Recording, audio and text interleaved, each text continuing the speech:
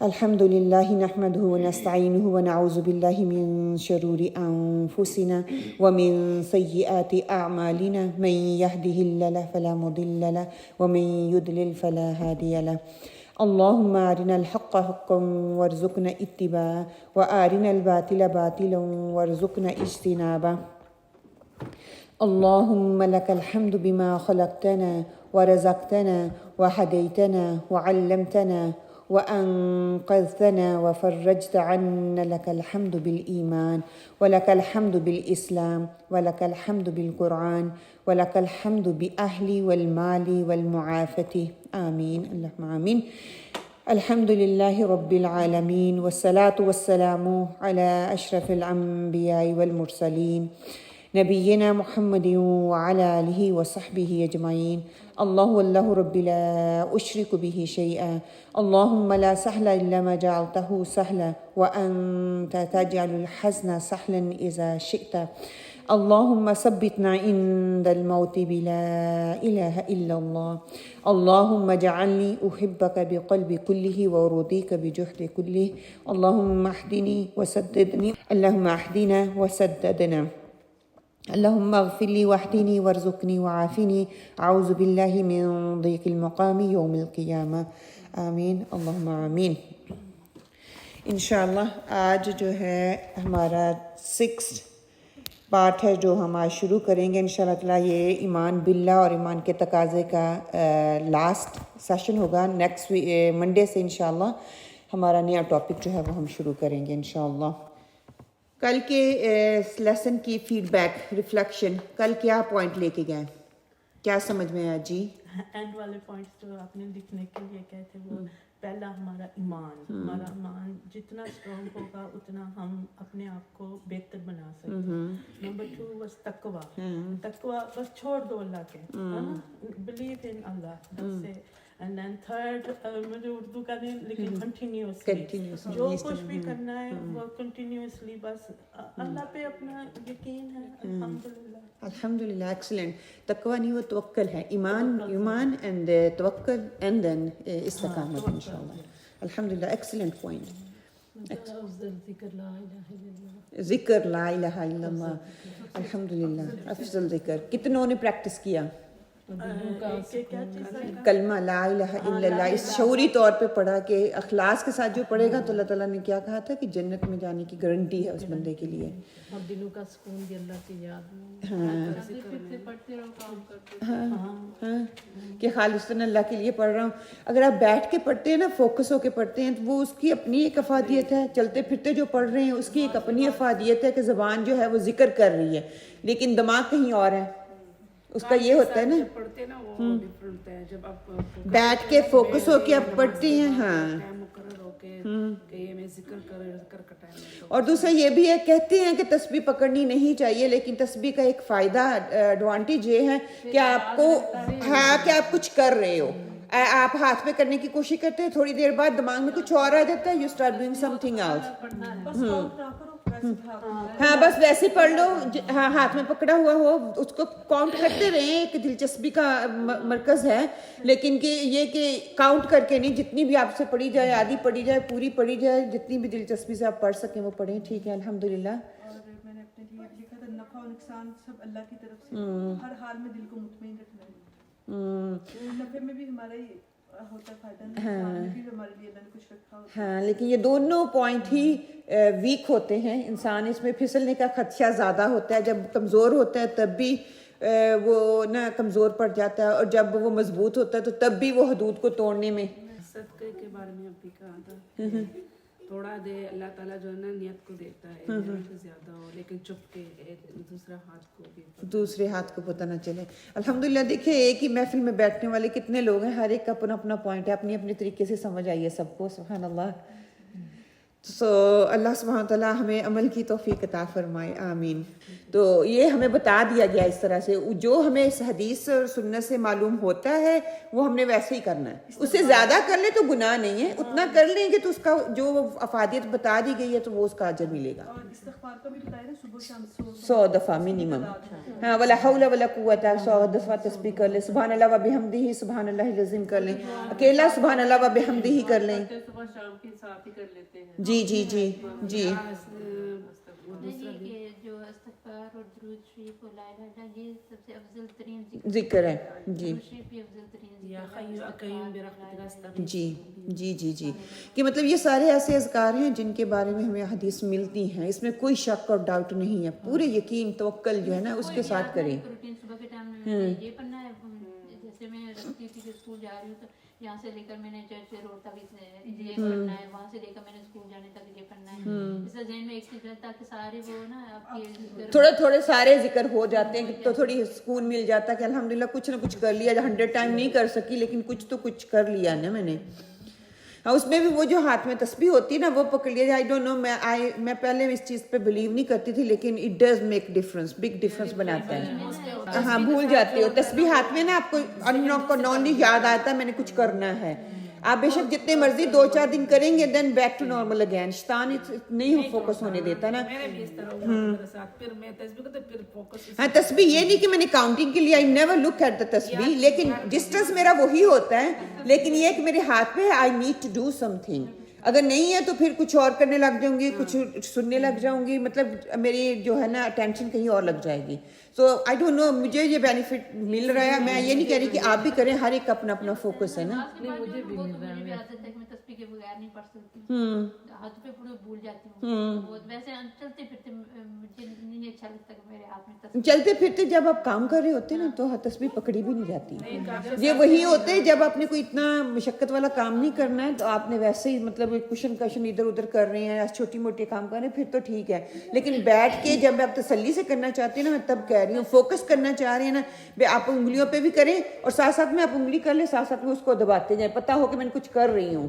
انگلیاں بھی گواہی دینی ہے، انہوں نے آخرت میں اللہ تعالیٰ نے ان سے بھی پوچھنا ہے تو ان کا بھی حق اتنا ہی ہو۔ میں کئی دفعہ یہ بھی تو چل ہی رہے ہیں نا، ساتھ چل رہی ہیں، انگلیاں چل رہی ہیں، تو انشاءاللہ اللہ سبحانہ تعالیٰ آسانی پیدا کرے۔ یہ تصویر آپ کو کیا دکھا رہی ہے، کیا سمجھا رہی ہے؟ ایک ایک کر کے بتائیں۔ خوبصورت بھی بہت ہے اور ٹیڑھا میڑھا بھی ہے۔ اچھا، ٹیڑھا میڑھا بھی ہے، خوبصورت بھی ہے، اوکے۔ لیکن گروتھ ہے ماشاءاللہ، looking green, good good, okay. کوئی اور؟ نیچے سے اوپر تک اس کے جو ہے نا گروتھ ہو رہی ہے، نیچے سے اوپر تک گروتھ ہو رہی ہے، سبحان اللہ، ایکسیلنٹ پوائنٹ یہ ہے، ادھر کو تھوڑا سا اوکے۔ وہ درخت کے ساتھ ساتھ جیسے درخت جا رہا ہے نا، وہ بیل بھی اس کے ساتھ ساتھ۔ ایکسیلنٹ پوائنٹ، درخت کے ساتھ ساتھ بیل بھی ویسے ہی چل رہی ہے، ٹھیک ہے، میرا ایک پوائنٹ تو پکڑ لیا۔ ہاں، کچھ اور مجھے یوں لگ رہا ہے ایسے پہلا جو میرے اس میں آیا تھا نا دماغ میں، مجھے یوں لگ رہا تھا کہ جو ہے رمضان آیا تو ہم آہستہ آہستہ اس کے ساتھ نا گرین ہوتے جا رہے ہیں۔ ہاں، گڈ، یہ بھی گڈ پوائنٹ ہے کہ ہم ساتھ ساتھ گرین ہو رہے ہیں۔ میں نے یہ سوچ کو ابھارنے کے لیے صرف یہ ایک مثال ہے، ہم اللہ کے ساتھ کسی چیز کو تشبیہ نہیں دے سکتے۔ ایک بیل ہے نا، اگر آپ بیل کو اکیلے دھاگے کے ساتھ باندھ کے رکھ دیں گے تو بیل کی وہ پائیداری اور مضبوطی نظر نہیں آئے گی، وہ گرو کرے گی، یہ نہیں کہ نہیں، وہ گرو کرے گی، ہوا چلے گی تو وہ اکھڑ جائے گی، آندھی چلے گی اکھڑ جائے گی، بارش ہوگی شاید اس کی شاخیں ٹوٹ جائیں، بیکاز وہ اتنی مضبوط نہیں ہے، کمزور ہے۔ اگر وہ کسی درخت کے ساتھ آپ دھاگا لیتے ہیں اور اس کو باندھ دیتے ہیں تو کچھ دنوں کے بعد آپ دیکھیں گے وہ درخت کے ساتھ اس کی گروتھ اور فاسٹ ہوتی ہے، وہ اس کے ساتھ چمٹ جاتی ہے، وہ ایسے چمٹ جائے گی، اس کی مضبوطی آ جائے گی۔ جو میں اس تصویر کو دیکھ کے مجھے فرسٹ سمجھ آ رہی تھی نا کہ میں جیسے ہم ہیں نا، ہم بیل ہیں، ٹھیک ہے، میں اور آپ ہم بیل ہیں، اور یہ جو رسی ہے یہ اللہ کی کتاب ہے، اور یہ جو درخت بیچ میں نظر آ رہا ہے یہ اللہ سبحانہ و تعالیٰ ہے، ٹھیک ہے۔ اللہ تعالیٰ کے ساتھ کسی چیز کو تشبیہ نہیں دی جا سکتی، بیئر ان مائنڈ، صرف ایک سوچ دینے کے لیے کہ جب انسان کمزور ہوتا ہے نا، اس کے اندر مضبوطی تبھی آتی ہے جب وہ اللہ سبحانہ و تعالیٰ کے ساتھ جڑ جاتا ہے، چمٹ جاتا ہے اور اللہ کی کتاب کا سہارا لے لیتا ہے۔ پھر طوفان آئے, آندھی آئے, مشکلیں آئیں, رکاوٹیں آئیں, انسان وہ جو بیل ہے نا وہ کہیں ہلے گی نہیں. جتنی مرضی آندھی طوفان آئے وہ نہیں ہل سکے گی, کیونکہ وہ اتنی اس نے اپنے آپ کو اس کے درخت کے ارد گرد اس نے کر لیا ہوا ہے مضبوطی کے ساتھ, اس کو فرق نہیں پڑے گا. بارش ہو, جو کچھ مرضی آئے, یہی ہماری زندگی کے حالات ہیں. زندگی میں جو کچھ مرضی آ جائے, ہم اگر اللہ کے ساتھ مضبوطی سے چمٹے ہوئے ہیں نا تو ہمیں کوئی چیز آگے پیچھے نہیں کر سکتی. تکلیف ہوگی, ہو سکتا ہے جب بارش ہوتی ہے تو وہ بھی ہلتی ہوگی نا, آندھیاں آتی ہیں, طوفان آتی ہے, وہ ہلتی ہے, اس کو تکلیف ہوتی ہوگی, لیکن وہ جڑی ہوئی ہے بنیاد کے ساتھ, تو اس کو اتنا فرق نہیں پڑ رہا الحمدللہ.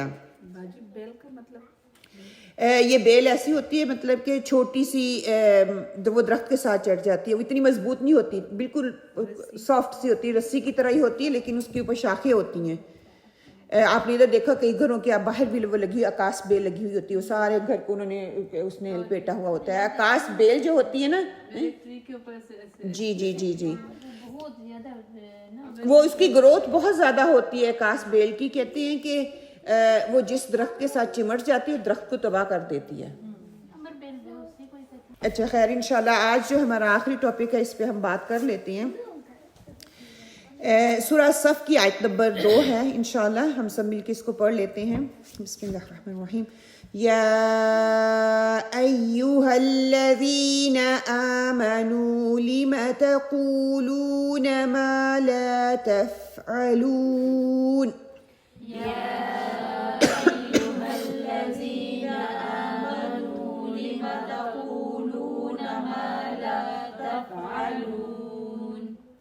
اے لوگو جو ایمان لائے ہو, تم کیوں وہ بات کہتے ہو جو کرتے نہیں ہو.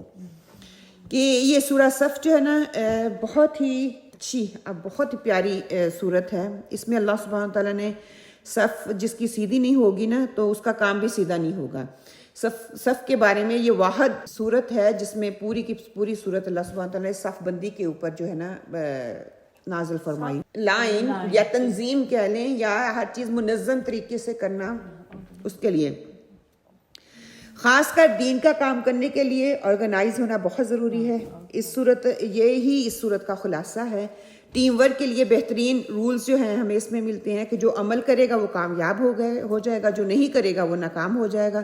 پھر سورہ صف میں قول فعل کی صف بندی سکھائی جا رہی ہے. قول اور فعل میں تضاد نہیں ہونا چاہیے, قول اور فعل ایک ہونا چاہیے. اللہ سے تجارت کرو. کیسی تجارت؟ اللہ کے دین کی مدد کرو. اللہ کو سب سے پیارے اعمال جن کا ذکر کر دیا گیا وہ کیا ہے کہ اللہ کے راستے میں محنت کرنا, جہاد کرنا, پھر اپنی جان سے جہاد, اپنی مال سے جہاد, اپنی نیند سے جہاد, اپنے وقت سے, صلاحیتوں سے, اپنی اولاد سے یا قلم سے, کوئی بھی جہاد اس میں سے مراد لیا جا سکتا ہے. اب جو آیت نمبر 2 ہے اس کی بات کے حوالے سے ہم کرتے ہیں کہ کہتے اے لوگوں جو ایمان لائے ہو, تم کیوں وہ بات کہتے ہو جو کرتے نہیں ہو. کہ ایمان والوں کو اللہ سبحانہ تعالیٰ پکار کے کہہ رہے ہیں کہ وہ کیوں کہتے ہو جو کرتے نہیں ہو, یا وہ کیوں کرتے ہو جو کہتے نہیں ہو. کہ ایک ہوتا ہے دعویٰ کرنا, ایک ہوتا ہے دعوت. دونوں میں کافی فرق ہے. ایک دعوے کرنا اور ایک دعوت کرنا. دعویٰ کیا ہوتا ہے کہ لوگ بہت بڑے بڑے دعوے کرتے ہیں لیکن اس میں کامیاب نہیں ہوتے. لیکن دعوت کرنا مشکل کام ہے. انسان کو بہت سارے موقع ملتے ہیں دعوت کرنے کے اور دعوے کرنے کے بھی. انسان دعوے کر لیتا ہے جوش میں آ کے, جذبے میں آ کے, لیکن ان کو کامیاب نہیں وہ ہو پاتا. لیکن دعوت کے لیے ہم سب کو موقع مل رہے ہیں کہ اللہ کے دین کی دعوت دوسروں کو دیں, لیکن ہم اس سے فائدہ نہیں اٹھا رہے, ہم ان کو ضائع کر رہے ہیں. جو دعویٰ ہوتا ہے اور دعوت ہوتی ہے, ان دونوں میں کیا فرق ہے؟ دعویٰ جو ہوتا ہے نا وہ واہ واہ کے لیے, جذبے کے لیے, جس انسان کے اندر جوش ہوتا ہے, جذبہ ہوتا ہے, یا وہ کچھ اچیو کرنا چاہتا ہے, یا اس کے بڑے بڑے وہ کام کرنا چاہتا ہے لیکن اس کے عزائم بڑے نہیں ہوتے لیکن دعوے ہوتے ہیں. جیسے ہم پولیٹیشین کو دیکھ لیں کہ وہ دعوے بس کرتے ہیں, نعرے لگواتے ہیں, اور جب دعوے پورا کرنے کی بات آتی ہے تو وہ ان کو مشکل لگتے ہیں تو وہ اس پہ پورا نہیں کر سکتے. اور جو دعوت ہوتی ہے یہ مومن کا کردار ہے. ایک مومن جو ہوتا ہے وہ سب جب وہ دعوت دینے نکلتا ہے نا, کیا ہوتا ہے کہ سب سے پہلے اس کو کیا کرنا پڑتا ہے؟ ناراضگی کا سامنا کرنا پڑتا ہے. پھر اس کو دوسروں کے ماتھے کی شکن جو ہے اس کو برداشت کرنا پڑتا ہے. آپ کسی کو دعوت دینے جاتے ہو, کوئی ایکسیپٹ کرتا ہے, کوئی ایکسیپٹ نہیں کرتا, کوئی آپ کو برے الفاظ سے بلاتا ہے, کوئی آپ آپ کے ساتھ اچھے الفاظ کا چناؤ نہیں کرتا، آپ کو تکلیف پہنچتی ہے، تو کیا ہے کہ دونوں میں فرق ہے. جو دعوت ہے وہ کرنا مشکل ہے، آسان کام نہیں ہے، اور دعوے کرنا آسان ہے، کھڑے ہو کے جو مرضی بول دو کر لو. جب سر پڑتی ہے تو پھر تو کون میں کون. دین کو غالب کرنے کے لیے دعوے کی نہیں بلکہ دعوت کی ضرورت ہے. جو باتیں دعوے میں کرتے ہو ان کو دعوت میں بدلو، یہ کہا جا رہا ہے کہ ایمان والوں کو مخاطب کر کے کہ جو تم دعوے کر رہے ہو نا. دعوے کیا کرتا ہے؟ جب انسان ایمان میں داخل ہوتا ہے کیا دعویٰ کرتا ہے؟ لا الہ الا اللہ. دعویٰ تو کر لیا، پریکٹیکلی کر کے اس کو دکھاؤ. جن کام کا جس کا عزم جن باتوں کا کر لیا ہے ان کو اپنی زندگی کا حصہ بنا لو. دعوے کرنے سے جنت نہیں ملتی، ہاں دعوت کرنے سے جنت ضرور مل جائے گی. کہ جھوٹے دعوے کرنے سے کوئی فرق نہیں پڑنے والا. ہاں اگر آپ نے دعوت کر لی ہے، دعویٰ کر لیا ہے، تو کیا ہے کہ اس کے خلاف نہیں جاؤ بلکہ خلافت قائم کرو، اللہ کے دین کو مضبوطی سے قائم کرنے کی کوششیں کرو، تو انشاءاللہ تعالیٰ جنت اللہ سبحانہ تعالیٰ تمہارے لیے لکھ دے گا. پھر یہ کہ قول اور فعل کی بات یہاں پہ کی جا رہی ہے کہ اگر یہ جو ہے نا قول اور فعل کی خرابی، یہ ایک اخلاقی فعل ہے. اور یہ کہتے ہیں کہ یہ جو زوال یافتہ قومیں ہوتی ہیں نا، یہ ان کی علامت ہے، استغفر اللہ، کہ ایسا کرنا بدعہدی میں آ جاتا ہے. اور دین کے ساتھ مذاق میں بھی ایسا نہیں کرنا چاہیے. قرآن پاک میں آتا ہے نا عہد نبھاؤ، کیونکہ عہد کے بارے میں اللہ سبحانہ وتعالیٰ سوال کریں گے، پوچھا جائے گا. اسی طرح آپ صلی اللہ علیہ وسلم کی حدیث کا مفہوم بھی ہے کہ مومن کیا ہے؟ مومن جھوٹ نہیں بولتا، وہ منافق نہیں ہوتا. منافق کی نشانی کیا بتائی گئی؟ کہ وہ جب بھی بات کرتا ہے تو وہ جھوٹ بولتا ہے، وعدہ کرتا ہے تو وعدہ خلافی کرتا ہے، امانت دی جاتی ہے تو اس میں خیانت کرتا ہے. پھر یہ کہ عہد کس انسان سے کیا ہوا، کسی بھی انسان سے کیا ہوا وہ وعدہ ہے کہ جو انسان کو نبھانا ہوتا ہے، کہ وہ کسی مقصد کے تحت ہو سکتا ہے، وہ کسی مشن کے تحت ہو سکتا ہے، وہ کوئی بھی اس کا پرپس بیہائنڈ ہوتا ہے، تبھی انسان وعدہ کرتا ہے نا. ایسے کسی سے اٹھ کے ہم وعدہ تو نہیں نہ کر لیتے، کوئی نہ کوئی پرپس بیہائنڈ ہوتا ہے، اس کے پیچھے کوئی نہ کوئی کمٹمنٹ ہوتی ہے. قرآن میں اسماعیل علیہ السلام کی صفت بیان کرتے ہوئے اللہ سبحانہ تعالیٰ فرماتے ہیں کانا صادق الوعد، کہ وہ وعدے کے سچے تھے. سورہ مریم کی آیت نمبر 54 ہے یہ، کہ وہ وعدے کے سچے تھے. کہ ایک مومن جو ہوتا ہے وہ وعدے کا سچا ہوتا ہے. کہ ہم اپنے آپ کو اگر دیکھیں، ہم بھی زبانی کلامی دین کے دعوے کرتے ہیں، دین سے محبت کے دعوے کرتے ہیں، دین سے وابستگی کا اظہار کرتے ہیں، لیکن سچائی تبھی ثابت ہوگی جب عمل کر کے میں اس کو دکھاؤں گی، میرے عمل میں وہ چیز ظاہر ہوگی.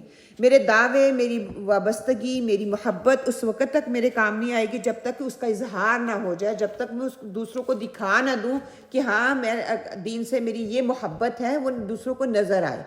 یہ نہ ہو کہ میں محبت کے دعوے کر رہی ہوں لیکن میرا عمل ٹوٹلی ڈیفرنٹ ہے، تو لوگوں کی دین سے دوری کا سبب وہ چیز بنتی ہے کہ مجھے کچھ اور کہہ رہے ہیں، میرے لیے رول کچھ اور ہے، اپنے لیے رول کچھ اور ہے، اپنے گھر والوں کے لیے کچھ رول کچھ اور ہے. لیکن یہاں پہ کلیئرلی ایمان والوں سے مخاطب ہو کے اللہ سبحانہ تعالیٰ کہہ رہے ہیں کہ تم وہ بات کیوں کہتے ہو جو تم کرتے نہیں ہو.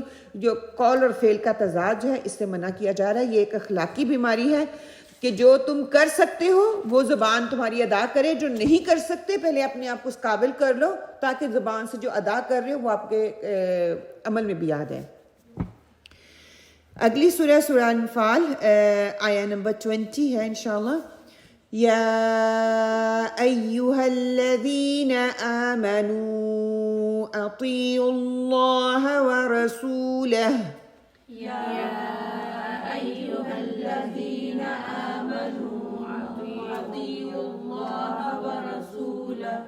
ولا تولوا عنه وأنتم تسمعون.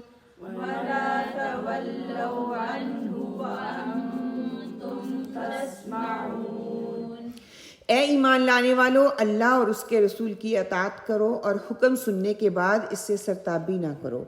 کہ رسول اور اللہ کے رسول کی دعوت کیا ہوتی ہے وہ ہمیں بتایا جا رہا ہے کہ اطاعت کرو اللہ کی اور اس کے رسول کی. اس سے کیا مراد ہے؟ آپ کو کیا لگتا ہے کہ اللہ اور اللہ کے رسول کی اطاعت کرو، اس سے کیا مراد ہے؟ ٹھیک ہے، جیسے کہا گیا ہے ویسے کرنا ہے. जिस बात से वो रोके उससे रुक जाओ, और जिस बात के करने का हुक्म दिया है वो कर। जिस बात को करने का हुक्म दिया है वो करना है, और जिससे रोका गया है उससे रुकना है। कि दिल की इस्लाह से लेकर इबादत तक, माल को खर्च करने से लेकर हर मामले तक हमें अपने अंदर वो खूबियाँ डालनी हैं जो अल्लाह और अल्लाह के रसूल सल्लल्लाहु अलैहि वसल्लम ने हमें बता दी हैं। वो हर मामले में आएगा। तुम कुरान सुनते हो, हक बात सुनते हो, हक को सुनकर मुंह फिर मोड़ लेते हो, ये बात नहीं की जा रही, तुम एराज़ क्यों करते हो? हम भी कुरान खोलते हैं, हम भी सुनते हैं, अल्लाह ताला के अहकामात आते हैं, फिर हम उससे मुंह क्यों मोड़ते हो? क्योंकि ये कुरान जिंदा किताब है ना, उस वक़्त उनके लिए थी, आज हमारे लिए है। हमने इससे सबक लेना है कि हमें भी, हमारे सामने कुरान हम सुनते हैं, हमें पता है कुरान हक है, हमारा इस पे ईमान है, इसमें जितने भी अहकामात हैं ये अल्लाह ताला की तरफ से हैं। आप सल्लल्लाहु अलैहि वसल्लम ने वो हमें करके दिखाई हैं, लेकिन इसके बावजूद हमारा जो कौल और फेल उसमें तजाद आ जाता है। हम इससे एराज़ बरतते हैं, हम कहते हैं कि ये मेरे लिए नहीं है, ये दूसरों के लिए है। सच्चे ईमान वालों का रवैया क्या होता है? मुश्किलें तो आएंगी, लेकिन वही बस जो सुन्नत अतात जैसे कहते हैं कि वो करी जाना कि एक सच्चे मोमिन का जो बेहतरीन क्वालिटी बताई गई ना, सूरह अल बकरा में आता है कि हमने सुना और हमने अतात की, समीना व अताना, कि हमने सुना और अतात की। फिर वो उसमें मुश्किल आई, आसानी आई, कि सुन लिया है, हुक्म है अल्लाह की तरफ से, आप सब की सुन्नत है, इसके आगे दूसरी कोई बात ही नहीं है, हमने उसको एज इट इज़ ले लेना है। कुछ लोग नेकियों में आगे होते हैं और कुछ बहस करने में आगे होते हैं, कुछ अमल में आगे होते हैं, कुछ बस इधर उधर डावाडोल ही होते, करें या ना करें, पता नहीं सही है ये दुरुस्त है, इसी कश्मकश में पड़े रहते हैं। कि सुनकर बात को मानना, जो गौर से सुनता है उस बात की अहमियत कुछ और होती है। यहाँ पे कहा जा रहा है ना कि तस्माउन, कि तुम सुनो, तुम हुक्म अल्लाह ताला का जो है उसको सुनो और उससे सरताबी ना करो। सुनना जो है ना, इस बात की अहमियत को जाहिर करता है कि जो गौर से सुनेगा वो उस काम को अमल में भी लेके आएगा, जो गौर से नहीं सुनता उसके अमल में भी वो चीज़ नहीं आती। सुनने की बात यहाँ पे क्यों की गई कि हर अमल जो है ना, जब मैं सुनती हूँ मेरा दिमाग उसको इंडिकेट करता है, दिल मेरी उसकी तस्दीक करता है, मेरा अमल उस पर करके दिखाता है। फिर तो सुनना जो है एक की है हिदायत के लिए।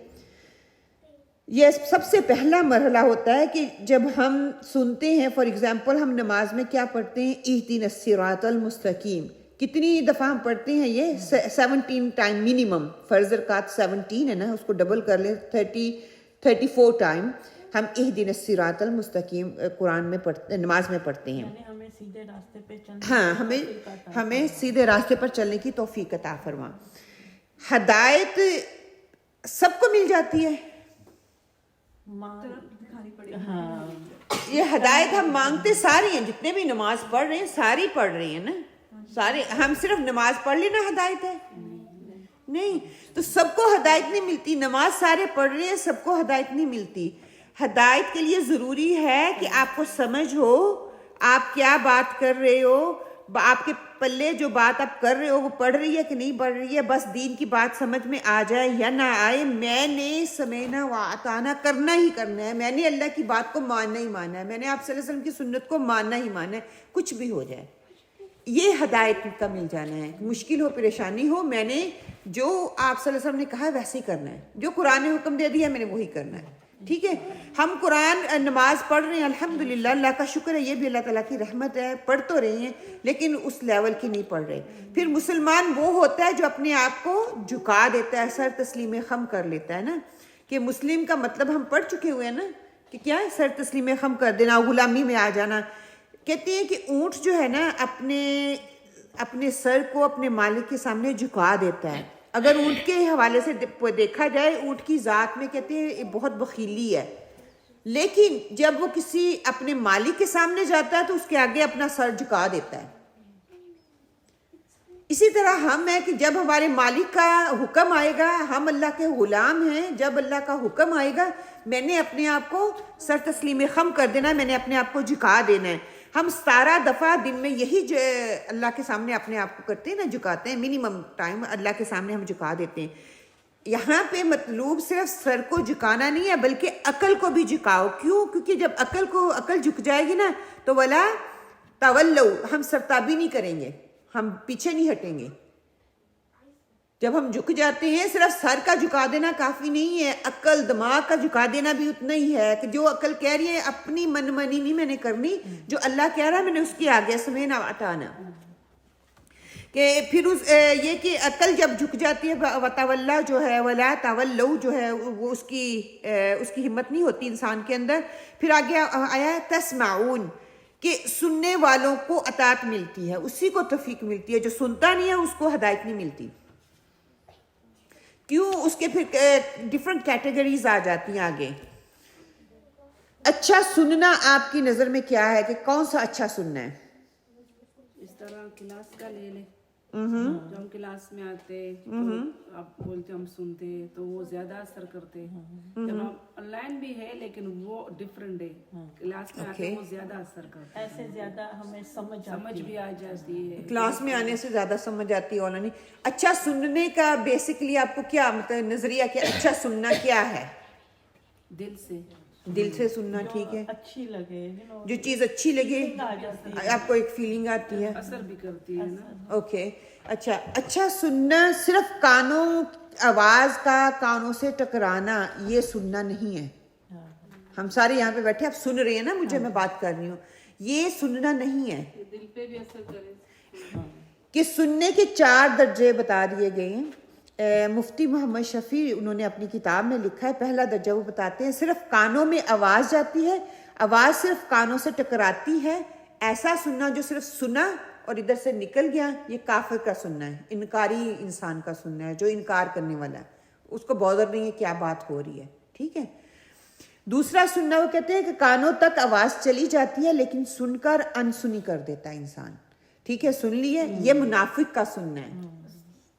اس کو پتا ہے یہ بات ہو رہی ہے لیکن وہ ماننا نہیں چاہ رہا، اس کا ایکشن اس چیز کی نفی کرتا ہے، یہ منافق کا سننا ہے.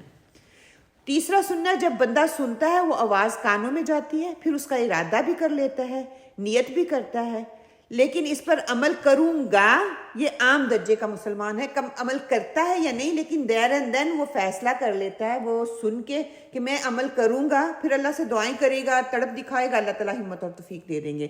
تو یہ کہتے ہیں عام درجے کا جو مسلمان ہے نا اس کا سننا ہے. پھر چوتھا سننا کیا ہے؟ ایک وہ سننا ہے جو اس کو سنتا ہے پھر پورے کا پورا ماننے والا بن جاتا ہے، ارادہ کرتا ہے، نیت کرتا ہے، یہ کہتے ہیں کہ پکے مومن کا سننا ہے. سن لیا، ارادہ بھی کر لیا، کرنے کی کوشش بھی کر لی، پھر دعائیں بھی کرتا ہے، پھر جھول ہو جائے گی، اوپر نیچے ہوگا، پھر اللہ تعالیٰ کہتے ہیں میں معاف کر دیتا ہوں. لیکن کیا سننا بھی ہے، میں نے ماننا بھی ہے، عمل کی نیت بھی کرنی ہے، انسان ہوں کمزور ہے، یہ مومن کا درجہ ہے. اب ہم پہ ہے کہ میں نے کافر کا سننا ہے، میں نے منافق کا سننا ہے، میں نے عام مسلمان والا سننا ہے، یا میں نے مومن والا سننا ہے. یہ چاروں سننے جو ہے ہم سب میں ہی ہے، کہیں نہ کہیں ہوگا. پھر آگے میں بتاتی ہوں کہ یہ کہاں پہ جا کے کیسے چینج ہو جاتا ہے سننا. عموماً ہم کیا سنتے ہیں کہ ایک سب سے بڑی بات یہ ہوتی ہے کہ بے دھیانی سے سننا.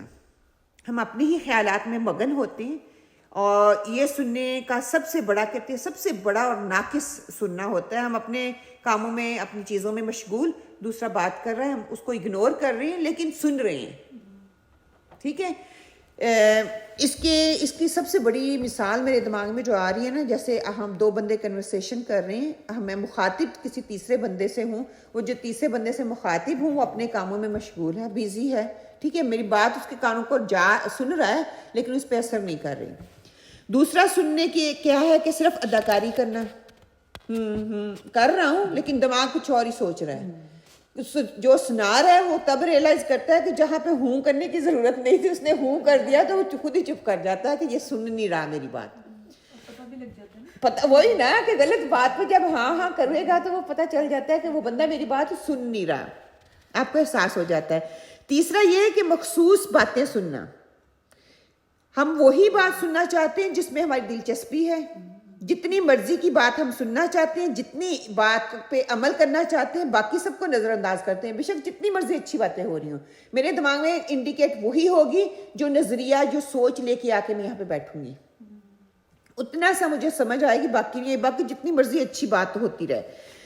چوتھی بات یہ کہ ہم صرف الفاظ جو ہے اس کو سنتے ہیں، کہ اس انداز میں ہم صرف الفاظ پر غور و فکر کرتے ہیں, مفہوم کی طرف ہماری بالکل بھی توجہ نہیں ہوتی کہ اس کا مفہوم کیا ہو رہا ہے, اس کا نتیجہ کیا نکلے گا.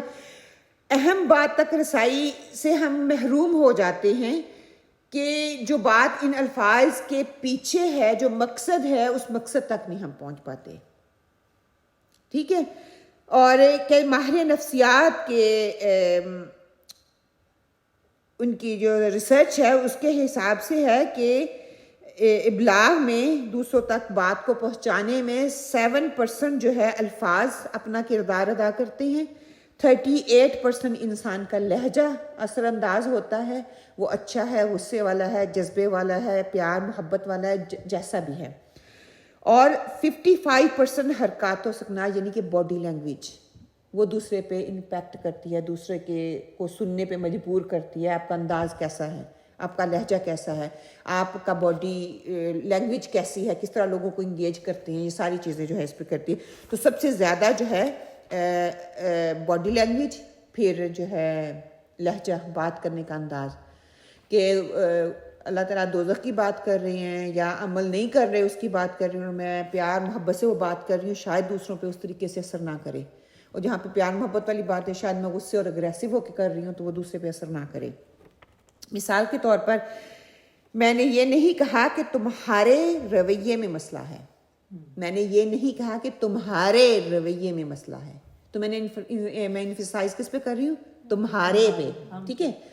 اگر یہی لفظ میں اس طرح کہوں کہ میں نے یہ نہیں کہا کہ تمہارے رویے میں فرق ہے, 2 اسٹیٹمنٹ ہو گئی نا. ایک میں تمہارے پہ فوکس کر رہی ہوں, ایک میں رویے پہ فوکس کر رہی ہوں. اور اگر میں صرف اسی طرح پڑھ دوں میں نے یہ نہیں کہا کہ تمہارے رویے میں فرق ہے, یہ نارمل اسٹیٹمنٹ ہے, کسی کو کوئی فرق نہیں پڑے گا. اگر میں کہہ رہی ہوں کہ تمہارے رویے میں فرق ہے, تمہارے پہ میں فوکس کروں گی تو اس کا مطلب ہے we need to look in our self. اگر میں رویوں پہ بات کر رہی ہوں تو ہم رویوں پہ نظر انداز اس پہ بات کریں گے. تو یہ ہر ایک کرنے اور کہنے کا طریقہ اور دوسروں کو سمجھانے کا ہر ایک کا طریقہ ہے. دونوں الفاظ ایک جیسے ہیں لیکن ان کا جو امپیکٹ ہوگا, اس کا جو مفہوم ہوگا وہ بدل جائے گا صرف الفاظ کے اوپر زور دینے سے ہی. پھر 5واں جو ہے ذاتی نقطۂ نظر سے سننا. یہ بھی سننے کا ایک ناقص انداز ہے جس میں لوگ اکثریت جو ہے وہ مبتلا ہے, وہ دوسرے شخص کو اپنے اوپر قیاس کر کے سنتے ہیں. مطلب کہ جتنا مجھے سمجھ آ رہی ہے بس دوسرے کو بھی اتنی سمجھ ہے. میں نے دوسرے کو لک ڈاؤن کرنا تو میں لک ڈاؤن نہیں کرنا, وہ جتنی مرضی اچھی بات کر رہا ہے میں نے اپنے دائرے سے نکلنا ہی نہیں ہے, مجھے اتنی سمجھ آئے گی. 6 یہ ہے کہ تحقیق کرنا. سننے سے پہلے تحقیق اور تفتیش کرنا شروع کر دیتے ہیں, اور یہ خاص طور پر والدین کے لیے. ہم اس کرائٹیریا میں فٹ ہوتے ہیں. جب بچہ ہمارے پاس آتا ہے کوئی بات کہنا چاہتا ہے تو ہم فوراً سے کیوں, کس نے کیا, کس لیے کی تفتیش شروع کر دیتے ہیں. یہ نہیں کہ بچہ جو بات کرنا چاہ رہا ہے پہلے اس کو سن تو لیں. وہ ایک دفعہ ایسا ہوگا, دوسری دفعہ بچہ آپ کے پاس آئے گا ہی نہیں. اسی طرح بچے پھر ہم سے دور ہو جاتے ہیں, وہ بات کرنا ہی نہیں چاہتے کیونکہ ہم فوراً سے اس کے اوپر ڈکٹیٹر بن کے کھڑے ہو جاتے ہیں کہ ایسے نہیں, ایسے ہونا چاہیے تھا, ایسے نہیں, ایسے. ان کو اظہار تو کرنے دیں, بتانے تو دیں وہ بتانا کیا چاہ رہے ہیں. ہم فوراً سے کہتے ہیں ڈیفینسو موڈ میں آ جاتے ہیں یا افینسو موڈ میں فٹافٹ آ جاتے ہیں نا. بچے کی کوئی سچویشن چل رہی ہے, وہ آپ کو بتانا چاہ رہا ہے, وہ آپ کو سمجھانا چاہ رہا ہے, تو اس کو بیٹھے سنیں تاکہ نیکسٹ ٹائم کے لیے وہ آپ کے پاس آئے اور آپ سے آ کے بات کرے. And is make a really big difference. بچہ اسکول میں کسی مشکل سے گزر رہا ہے اور ہم نے وہ آ کے بات بتانا چاہ رہا ہے اور you are the first one, لیکن اس وقت ہم کیا کرتے ہیں, ہم اس کو اگنور کرتے ہیں. اس کی بات کو یا تو سنتے نہیں ہیں, کچھ اور کر رہے ہوتے ہیں, ٹی وی پہ دیکھ رہے ہوتے ہیں, فون ہاتھ میں پکڑا ہوا ہوتا ہے, بک پڑھ رہے ہوتے ہیں, کچھ بھی کر رہے ہیں. پتہ ہے کہ 2 منٹ کی بات تھی, سن لیتے. بچے کو ہوتا ہے ماں نے میری بات یہ سن لی ہے, اس کو بھی امپورٹنس کا پتہ چلتا. ہاں وہاں پہ گائیڈ دینی ہوتی اسی دیر and then I can listen to ہم اور ہر, اینڈ اس کو کہتے ہیں it's okay, that's fine, that's just natural, ہوتا ہے. اس پہ سوچیں اس کو کس طریقے سے پازیٹیولی دیر اینڈ دین اسی وقت اس کو جواب نہ دیں. ہم فوراً سے حل بھی دے دیتے ہیں اس کو اسی وقت. ہو سکتا ہے اس وقت وہ حل لینے کے موڈ میں نہیں ہے, وہ صرف بتانے کے موڈ میں ہی ہے. پھر اگلا کیا ہے کہ نتائج اخذ کر لینا. سننے سے پہلے اس نے ایسے ہی کرنا تھا, ایسا ہی ہوگا یا ایسا ہی ہونا ہے, ہم پہلے کہہ دیتے ہیں. پھر کیونکہ میرے اندر وہ سننے کی جو ہے نا کیپیسٹی ختم ہو جاتی ہے, میں نے اندازہ تو پہلے کر لیا, نتیجہ خود ہی نکال لیا, دوسرے بیچارے کے دل میں جو مرضی بھی تھا. اور 8واں کیا ہوتا ہے کہ نصیحت کرنا. فوراً سے ہم نصیحت کے موڈ میں آ جاتے ہیں, فوراً سے میں بتا دوں میری یہ سوچ ہے, اس طرح کرو گے تو فائدے میں رہو گے. کہ سننا اور دوسروں پہ سننے پہ امپیکٹ ڈالنا, یہ دونوں چیزیں میٹر کرتی ہیں. اگر میں نے ہدایت لینی ہے تو مجھے سننا پڑے گا, کان کھولنے پڑیں گے, دماغ کھولنا پڑے گا, دل کھولنا پڑے گا, پھر عمل کا راستہ کھلے گا. اگر میں نیرو ہو کے یہاں پہ بیٹھوں گی نا تو میں آئی ہوں, سنوں گی, سن کے نکل جاؤں گی. اللہ اللہ خیر. صلی اللہ قرآن پاک میں اللہ سبحانہ تعالیٰ فرماتے ہیں کہ حقیقی سماعت کیا ہے. ان السمع والبصر والفؤاد کل اولئک کان عنہ مسئولا. بے شک کان اور آنکھ اور دل, ان میں ہر ایک سے باز پرس کی جائے گی. کہ کان جو ہے وہ سنتا ہے, آنکھ دیکھتی ہے اور دل تصدیق کرتا ہے. ان تینوں سے پوچھا جائے گا. جب ان تینوں کو انوالو کر کے ہم کسی کی بات سنیں گے نا, دل میں احساسات ہوتے ہیں. آنکھ جو ہے وہ دیکھتی ہے کہ اس کی سچویشن کیسی ہے, کس سچویشن میں ہے, پین میں, تکلیف میں ہے, خوشی میں ہے, کس طریقے سے میرے ساتھ یہ بات کر رہا ہے. کان جو ہے آپ اس بندے کو سنتے ہو, اس بندے کو احساس دلواتے ہو. سفیان ثوری کہتے ہیں کہ اگر قیامت کے دن مجھے چوائس دی جاتی کہ تم چوز کرو کہ تمہیں تمہارے والدین میں سے والدین تمہیں جج کریں تمہارے اعمال پہ یا اللہ سبحانہ و تعالیٰ جج کرے, تو تم کیا جواب دو گے, کس چیز کو تم چوز کرو گے؟ کہتے ہیں کہ میں اللہ سبحانہ و تعالیٰ کو چوز کروں گا, کیونکہ مجھے یہ یقین ہے کہ اللہ میرے والدین سے زیادہ مجھ سے محبت کرتا ہے. کہ ہم میں سے کون ہے جو کہہ سکتا ہے ہم اپنے والدین کو ہی چنیں گے. آپ بچوں کے سامنے یہ چیز رکھیں گے نا, ماؤں کو, بچوں کو میں سکھایا ہے کہ اللہ تعالیٰ 70 ماؤں سے پیار کرتا ہے. ہم بچے کو, بچہ بھی ہمارے ساتھ ہی اٹیچ ہوتا ہے نا. ہمیں اب سمجھ آ رہی ہے. دیکھنا بچے کی, جب بچہ ہائی اسکول میں جاتا ہے نا, ہم کہتے ہیں کہ بچہ بدل گیا. بچہ نہیں بدلا, بچے کی نیڈ بدل گئی. پہلے بچہ ہم پہ رلائی کرتا تھا, ہم سے ہر چیز مانگتا تھا. اب وہ ماحول ویسا اس کو مل گیا, اس کو ہماری ضرورت نہیں, اب ہمیں اس کی ضرورت ہے. ہمیں اس کو انوالو کرنا. کیوں کہا گیا کہ 11 سے لے کے 15 تک یہ ایسی ایج ہے, ان کے ساتھ انوالو ہونا پڑو. ان کو یہ سمجھاؤ کہ دے آر اے کنگ, آپ ان کے غلام ہیں. 15 کے بعد you are the king and آپ اس کے غلام ہیں, کیونکہ آپ نے ان کی تربیت کر دی ہے. اب دیکھیں جتنی بھی سیرت کی کتابیں کھول کے پڑھیں نا, فوکس کیا کہہ رہا ہے, سائیکالوجی کو پڑھے وہ کیا کہہ رہا ہے. بچپن سے بچے کی تربیت کی جائے, اور 11 سے 15 کا ایج ہوتا ہے, بچے کے ہارمونز چینج ہو رہے ہوتے ہیں. آپ ان کی بات سنو, یہاں پہ ان کے لیے بہتر ہے سننا. ہر بات نہیں سنی جائے گی, لیکن اپنی بات منوانی ہے. یہ نہیں کہ آپ نے ان کی بات, ہر بات ہی سنتے جاؤ. مسئلہ وہیں پہ ہوتا ہے جب ہم ہر بات سن رہے ہوتے ہیں, جب وہ ڈیولپ ہو جاتے ہیں, کہتے ہیں میں سنواتا ہوں, آج بھی میری بات سنو, اور ہم ادر وے اراؤنڈ کر رہے ہوتے ہیں. خیر, نیکسٹ آیت جو ہے سورہ انفال ہے, انشاءاللہ تعالی ہم مل کے اس کو پڑھ لیتے ہیں. یا ایھا الذین آمنوا لا تخونوا,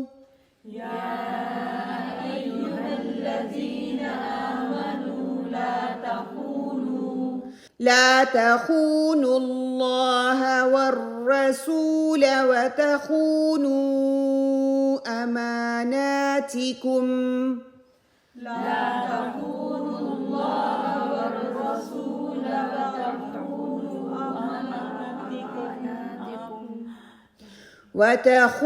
وتخونوا أماناتكم وأنتم تعلمون.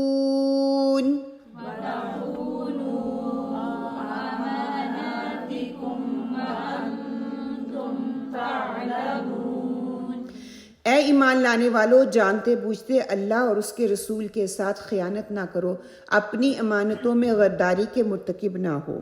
اب یہاں پہ جو ہے اللہ سبحانہ و تعالیٰ سورہ انفال میں بتا رہے ہیں کہ اللہ اور اللہ کے رسول کے ساتھ خیانت نہ کرو. اس کا کیا مطلب ہے کہ اللہ اور اللہ کے رسول کے ساتھ خیانت نہ کرو؟ پہلے تو ہمیں یہ جاننا ہے کہ اللہ اور اللہ کے ساتھ خیانت ہے کیا.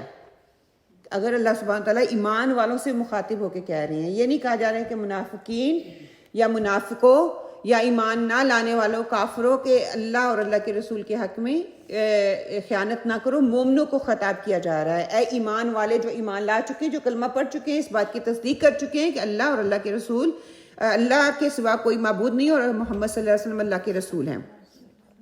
خیانت کیا ہے؟ پہلے تو یہ آپ کو کیا لگتا ہے خیانت کیا ہے؟ اللہ اور اللہ کے رسول کے معاملے میں خیانت کیا ہے؟ پہلے یہ دیکھ لیں. ہر وہ کام جس طرح حکم دیا اس طرح, ہاں, کہ اللہ تعالیٰ کی قائم کردہ یا عائد کردہ فرائض کو اس طرح ادا نہ کرنا یا اس میں کمی کرنا یہ خیانت ہو جاتی ہے. ٹھیک ہے, اوکے. چونکہ عہد الست لیا گیا تھا مسلمانوں سے, تمام لوگوں سے, کہ جو بھی اللہ سبحانہ تعالیٰ کہیں گے وہ ہم نے ماننا ہے. تو اسی نظریے سے اگر دیکھا جائے تو پھر ہم ہر معاملے میں اللہ سبحانہ تعالیٰ کے ساتھ اور اس کے اصول کے ساتھ خیانت کر رہے ہیں. اس معاملے میں عہد الست, خواہش کو عہد الست جو ہے وہ بھی خیانت میں آ جائے گا. اگر ہم اللہ اور اللہ کے رسول کے حوالے سے صرف خیانت پہ پہلے بات کر لیں, پھر ہم امانت پہ آتے ہیں. خیانت میں کیا ہے کہ جیسے ہم نماز پڑھ رہے ہیں, نماز کی خیانت کیا ہے؟ جلدی پڑھنا, رکوع اور سجود کو صحیح طریقے سے نہ کرنا, الفاظ کا تلفظ جو ہے وہ صحیح طریقے سے ادا نہ کرنا, یہ نماز کی خیانت ہے. نماز کی چوری میں آ جاتا ہے, یہ ہم چوری کر رہے ہیں کہ چیزیں جو فرائض کو جتنے حق کے ساتھ ادا کرنا تھا ہم اس کو ادا نہیں کر رہے. تو جلدی جلدی نماز پڑھنے والا جو ہے نا, قرآن پاک میں آتا ہے کہ جلدی جلدی نماز پڑھنے والا وہ خیانت کار ہے, وہ خیانت کر رہے ہیں نماز کے ارکان کو پورا نہیں کر کے. زکوٰۃ میں خیانت کیا ہوگی؟ صحیح طریقے سے نہیں ادا کرتے, جتنا اس کا حق ہے اتنا ادا نہیں کرتے. حق سے زیادہ ادا کر سکتے ہیں, لیکن کیا ہے کہ جتنا ہے اتنا ہی کرنا ہے نا. 2.5% ہے نا, تو ہم نے 2.5% ہی دینا ہے. میں یہ نہیں کہہ سکتی کہ ہاں میں 3% کر دیتی ہوں, 3% کر کے زکوٰۃ دیتی ہوں. 2.5% ہی زکوٰۃ ہوگی, لیکن ایکسٹرا جو ہوگا وہ صدقے میں چلا جائے گا. یہ بھی ہوتا ہے کہ آپ زکوٰۃ یہ ضرور ہے کہ کرنی چاہیے کہ زکوٰۃ کن لوگوں کو لگتی ہے اور آپ کی زکوٰۃ ان لوگوں کو پہنچنی ہے, بجائے اس کے کہ ہم اپنے جو لوگ زکوٰۃ کے حقدار نہیں ہیں ہم انہیں اپنے ایز رشتہ دار سمجھ کے ہم ان کو دیں, یا ان لوگوں کو دیں اور بعد میں ہم ان سے کہیں کہ یہ ہمارے کام کرنے میں کھوج کی غلط انٹینشن لے کے اس کو کروانا. وضو کی خیانت کیا ہے؟ وضو کو پراپر طریقے سے نہ کرنا. فار ایگزامپل پانی خشک, اسکن خشک نہ رہے, پاؤں دھوئے تو اچھی طرح پاؤں میں کریم لگائے تو پھر صابن سے دھونا پڑتا ہے, ویسے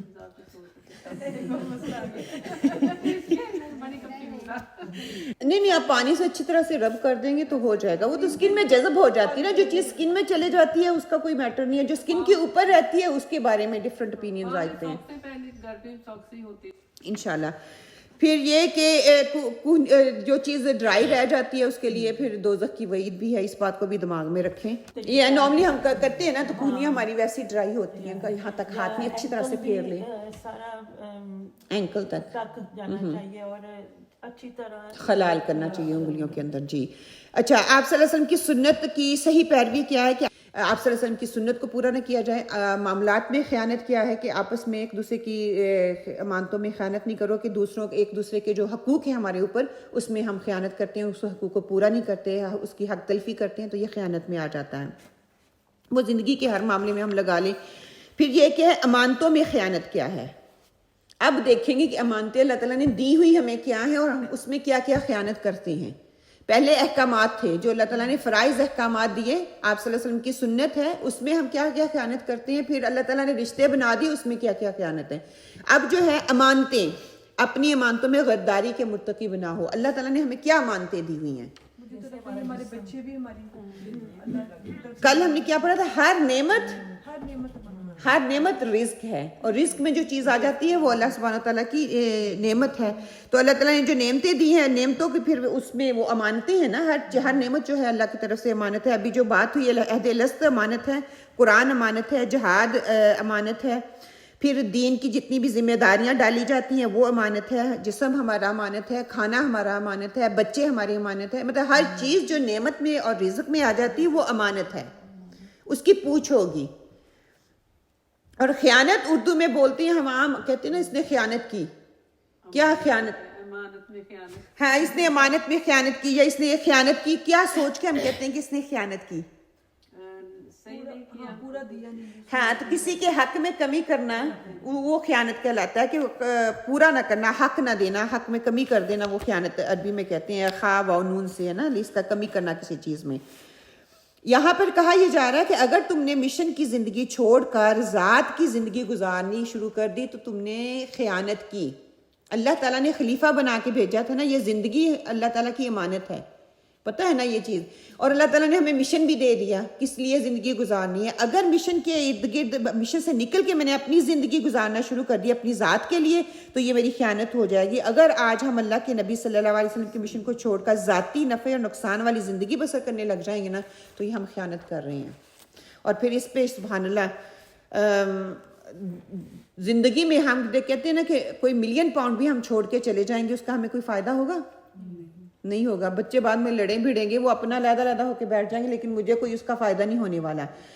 اگر میں 6 گھر چھوڑ کے جاتی ہوں پیچھے اس کا مجھے کوئی فائدہ ہونے والا نہیں. تو زندگی یہی ہے نا کہ پیسے اکٹھے کر لو زیور بنا لو مکان بنا لو اچھی زندگی مجھے مل جائے آج ختم سارا کچھ ختم کہ میں ساتھ کیا لے کے گئی ہوں میں نے آگے والی زندگی کے لیے کیا ہے.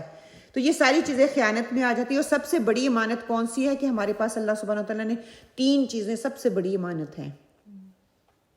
اور اس میں سب سے پہلے جو آتی ہے جس کا قرآن پاک میں بھی ذکر ہے وہ روح ہے. یہ اللہ تعالیٰ کی امانت ہے. پھر اس کے بعد زندگی اللہ تعالیٰ نے دی. پھر اس کے بعد جسم اللہ تعالیٰ نے دیا. یہ تینوں چیزوں کا ذکر جو ہے قرآن میں آتا ہے کہ یہ روح اللہ نے تھوڑے دن کے لیے ہمیں دی ہے. اس روح کو گناہوں میں ملوث نہ کریں بلکہ جب ہم اس کو گناہوں میں ملوث کرتے ہیں نا چھوٹی چھوٹی گناہیں بے شک ہیں وہ خیانت میں آ جاتے ہیں. اللہ تعالیٰ نے روح اس لیے نہیں دی کہ اس کے ساتھ برے کام کیے جائیں دوسروں کو نیچا دکھایا جائے. کیونکہ دیکھیں روح کی ایک خوراک ہے نا جب اس کو وہ نہیں ملتی تو کیا ہوتا ہے وہ ادھر ادھر بھٹکتی ہے اور وہ فوت ہو جاتی ہے. وہ روح فوت ہو جاتی ہے بھٹکتی رہتی ہے. سورہ احزاب میں اللہ سبحانہ تعالیٰ کہتے ہیں ہم نے اپنی امانت کو آسمانوں زمین اور پہاڑ پر پیش کیا تو انہوں نے اٹھانے سے انکار کر دیا اور اس سے ڈر گئے اور انسان نے اس کو اٹھا لیا. کیوں؟ کیونکہ انسان ہی ظالم اور جاہل ہے کہ دین شریعت اللہ کے رسول کی باتیں یہ سب ہمارے پاس امانت ہیں. غیر مسلم کو دین نہ ہم نے دیا تو یہ بھی امانت ہے کہ اللہ سبحانہ وتعالیٰ نے ہمیں دین کی نعمت دی. دین جیسی نعمت جو ہے نا الحمدللہ ہمیں ملی. اللہ تعالیٰ نے کہا کہ اس دین کی نعمت کو دوسروں تک پہنچاؤ. ہم دوسروں تک نہیں نہ پہنچاتے. وہ میں اپنی کمی کی وجہ سے نہیں پہنچا رہی میرے اندر ہمت نہیں ہے یا میرے اندر اتنی کرج نہیں ہے وہ علیحدہ بات ہے لیکن یہ بھی خیانت ہے کہ اس دین کی نعمت کو میں دوسروں تک نہیں پہنچا رہی دوسروں کے لیے حریص نہیں ہے. خیر تو یہی ہے نا کہ دوسروں کے لیے حریص ہو جانا تو میں نہیں پہنچا رہی تو یہ بھی خیانت ہے. رشتوں کی مجھے فکر نہیں ہے یہ بھی خیانت ہے. میری فکر کیا ہے میں گھر کو سجا لوں بڑا بنا لوں میرا دل یہ کر رہا ہے میرا دل یہ کر رہا ہے میرا دل یہ کر رہا ہے. یہ ساری چیزیں ایک مقصد کو پیچھے چھوڑ کے جس مقصد کے لیے اللہ تعالیٰ نے ہمیں بنایا تھا دوسرے مقصد میں لگ جانا یہ بھی خیانت ہے. تو یہ ایک مطلب ہر چیز کو ہمیں اس کرائٹیریا میں لا کے رکھنا ہوگا کہ اللہ سبحانہ تعالیٰ نے ہمیں کس طرح بتایا ہے آپ صلی اللہ علیہ وسلم کی سنت ہمیں کیا بتاتی ہے اور ہم کیا کر رہے ہیں. اگر وہ اس 2 کرائٹیریا میں فٹ نہیں چیز بیٹھ رہی تو کیا ہے وہ خیانت ہے وہ ظلم ہے نا. ہم ظلم کر رہے ہیں جس مقصد کے لیے اس چیز کو استعمال کیا جانا چاہیے تھا وہ نہیں ہو رہا وہ کمی ہو رہی ہے یا زیادتی کر رہے ہیں یا کمی کر رہے ہیں دونوں میں سے ایک ہو رہی ہے. آنکھوں کی خیانت کیا ہے کہ جس چیز کو دیکھنے سے منع کیا گیا ہے ہم وہ دیکھ رہے ہیں وہ آنکھوں کی خیانت ہے. کانوں کی خیانت اسی طرح لگا لیں جس چیز کو سننے سے منع کیا گیا ہم وہ سن رہے ہیں. زبان کی خیانت کیا ہے جو چیز سے منع کیا گیا ہے ایسی باتیں نہیں بولو ایسا رویہ اختیار نہیں کرو ہم وہ ویسے کرتے ہیں. اسی طرح کیری آن اللہ تعالیٰ نے جو ہمیں دیا ہے اس کو آپ اس چیز میں رکھ کے دیکھتے جائیں. پھر امانت کی جمع کیا ہے کہ اس کی ڈیفینیشن یہ ہے کہ ہر نعمت جو ہے اللہ سبحانہ تعالیٰ نے ہمیں دی ہے وہ امانت ہے. وقت ہے صحت ہے جسم ہے کل بھی ہم نے بات کی تھی مال ہے اولاد ہے صدقات ہیں صلاحیتیں ہیں پیسہ ہے. ہر چیز اس کا درست استعمال کریں گے تو انشاءاللہ ہم کامیاب ہیں. اگر ہم اس کا غلط استعمال کرتے ہیں تو اس کی ہماری پکڑ ہوگی وہ خیانت میں آ جائے گا. اور خائن جو ہے وہ کیا ہوتا ہے وہ منافق ہوتا ہے یہ ہمیں پکا پتہ ہے. تو پھر اپنے آپ کو خود اینالائز کر لیں کہ ہم کہاں پہ کھڑے ہیں. انشاءاللہ تعالیٰ ہم یہاں پہ بریک کرتے ہیں. روح کے اندر آ رہی ہیں تو کیا ہے وہ امانت میں آ جائیں گے.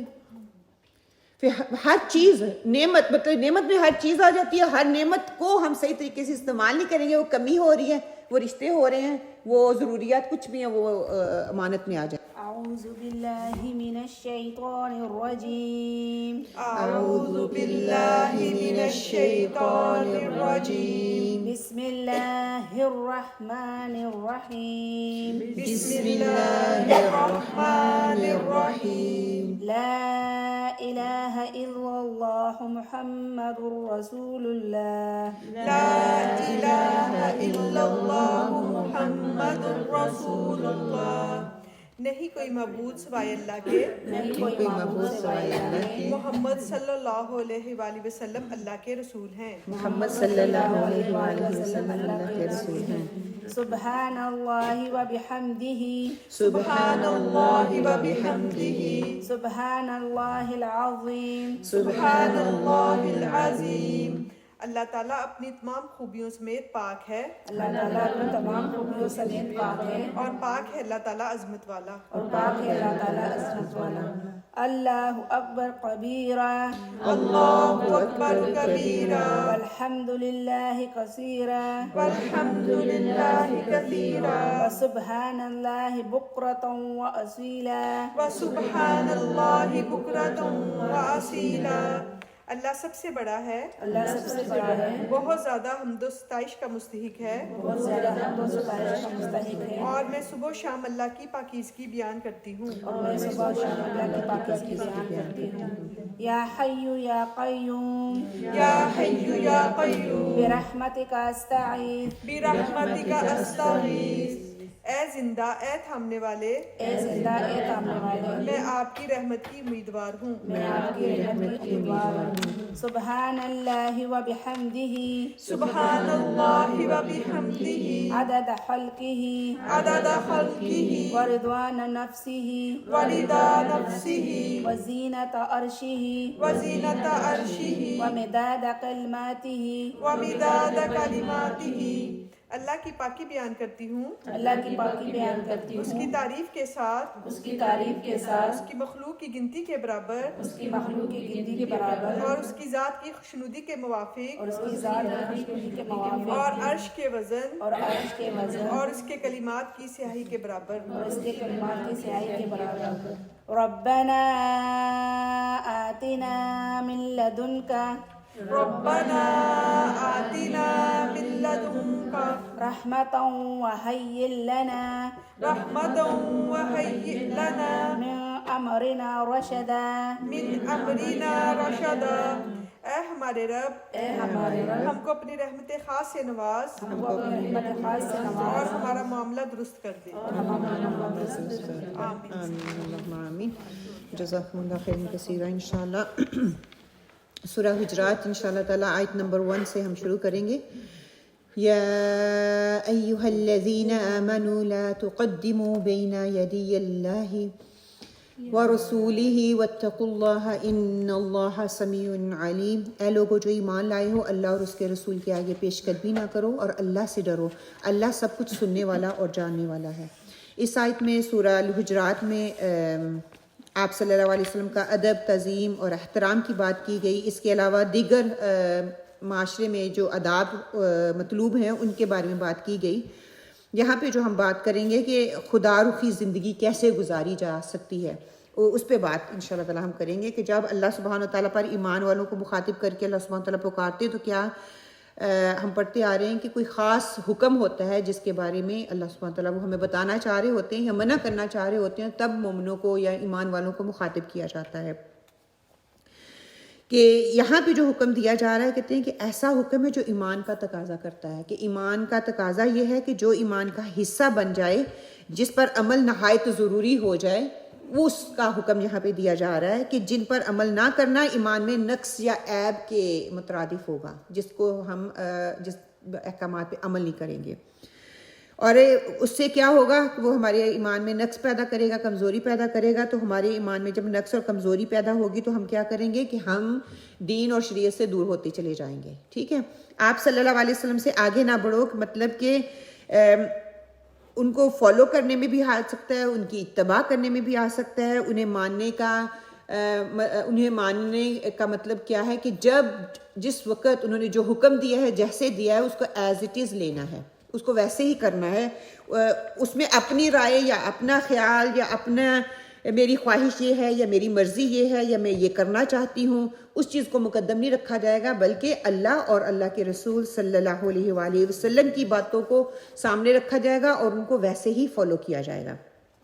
ابن عباس کہتے ہیں کتاب اور سنت کے خلاف نہ کہو، جہاں اللہ کا اور اس کے رسول صلی اللہ علیہ وآلہ وسلم کا حکم آ جائے پھر وہاں وہ مان جاؤ، اس کے خلاف نہ کرو بلکہ ایسی اتباع کرو، اس کو فالو کرو، ان کی پیروی کرو، اللہ اور اللہ کے رسول کا حکم مل جائے تو اس کو دین کا حصہ بنا لو، کہ جہاں پہ اللہ سبحانہ وتعالیٰ کا حکم آ جائے، آپ صلی اللہ علیہ وسلم کا حکم آ جائے، ان کے خلاف نہیں کرو، ان کے خلاف نہیں جاؤ، اپنی مرضیوں کو اپنی خواہشات کو آگے نہیں رکھو بلکہ وہ دین کا حصہ اس کو بنا لو، مطلب آپ کی زندگی کا اوڑھنا بچھوڑنا ہو جائے۔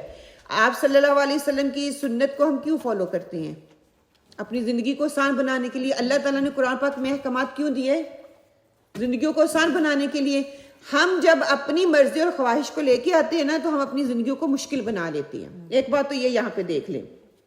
دوسرا یہ کہ اپنی مرضی نہ کرو، اپنے حکم صادر نہ کرو، اپنی سمجھ اور رائے کو ترجیح نہ دو بلکہ ہر معاملے میں اللہ اور اللہ کے رسول کے فیصلے کو اوپر رکھو، ان کو ٹاپ پہ رکھو، اسی کو اہمیت دو۔ ان کے مقابلے میں کسی بزرگ کا قول، کسی سائنٹسٹ یا تحقیق کرنے والے کا قول نہ سامنے لے کے آؤ، کسی امام کا قول سامنے نہ لے کے آؤ، کسی فلاسفر کا قول سامنے نہ لے کے آؤ، کسی حکیم اور فقیہ کا قول سامنے نہ لے کے آؤ۔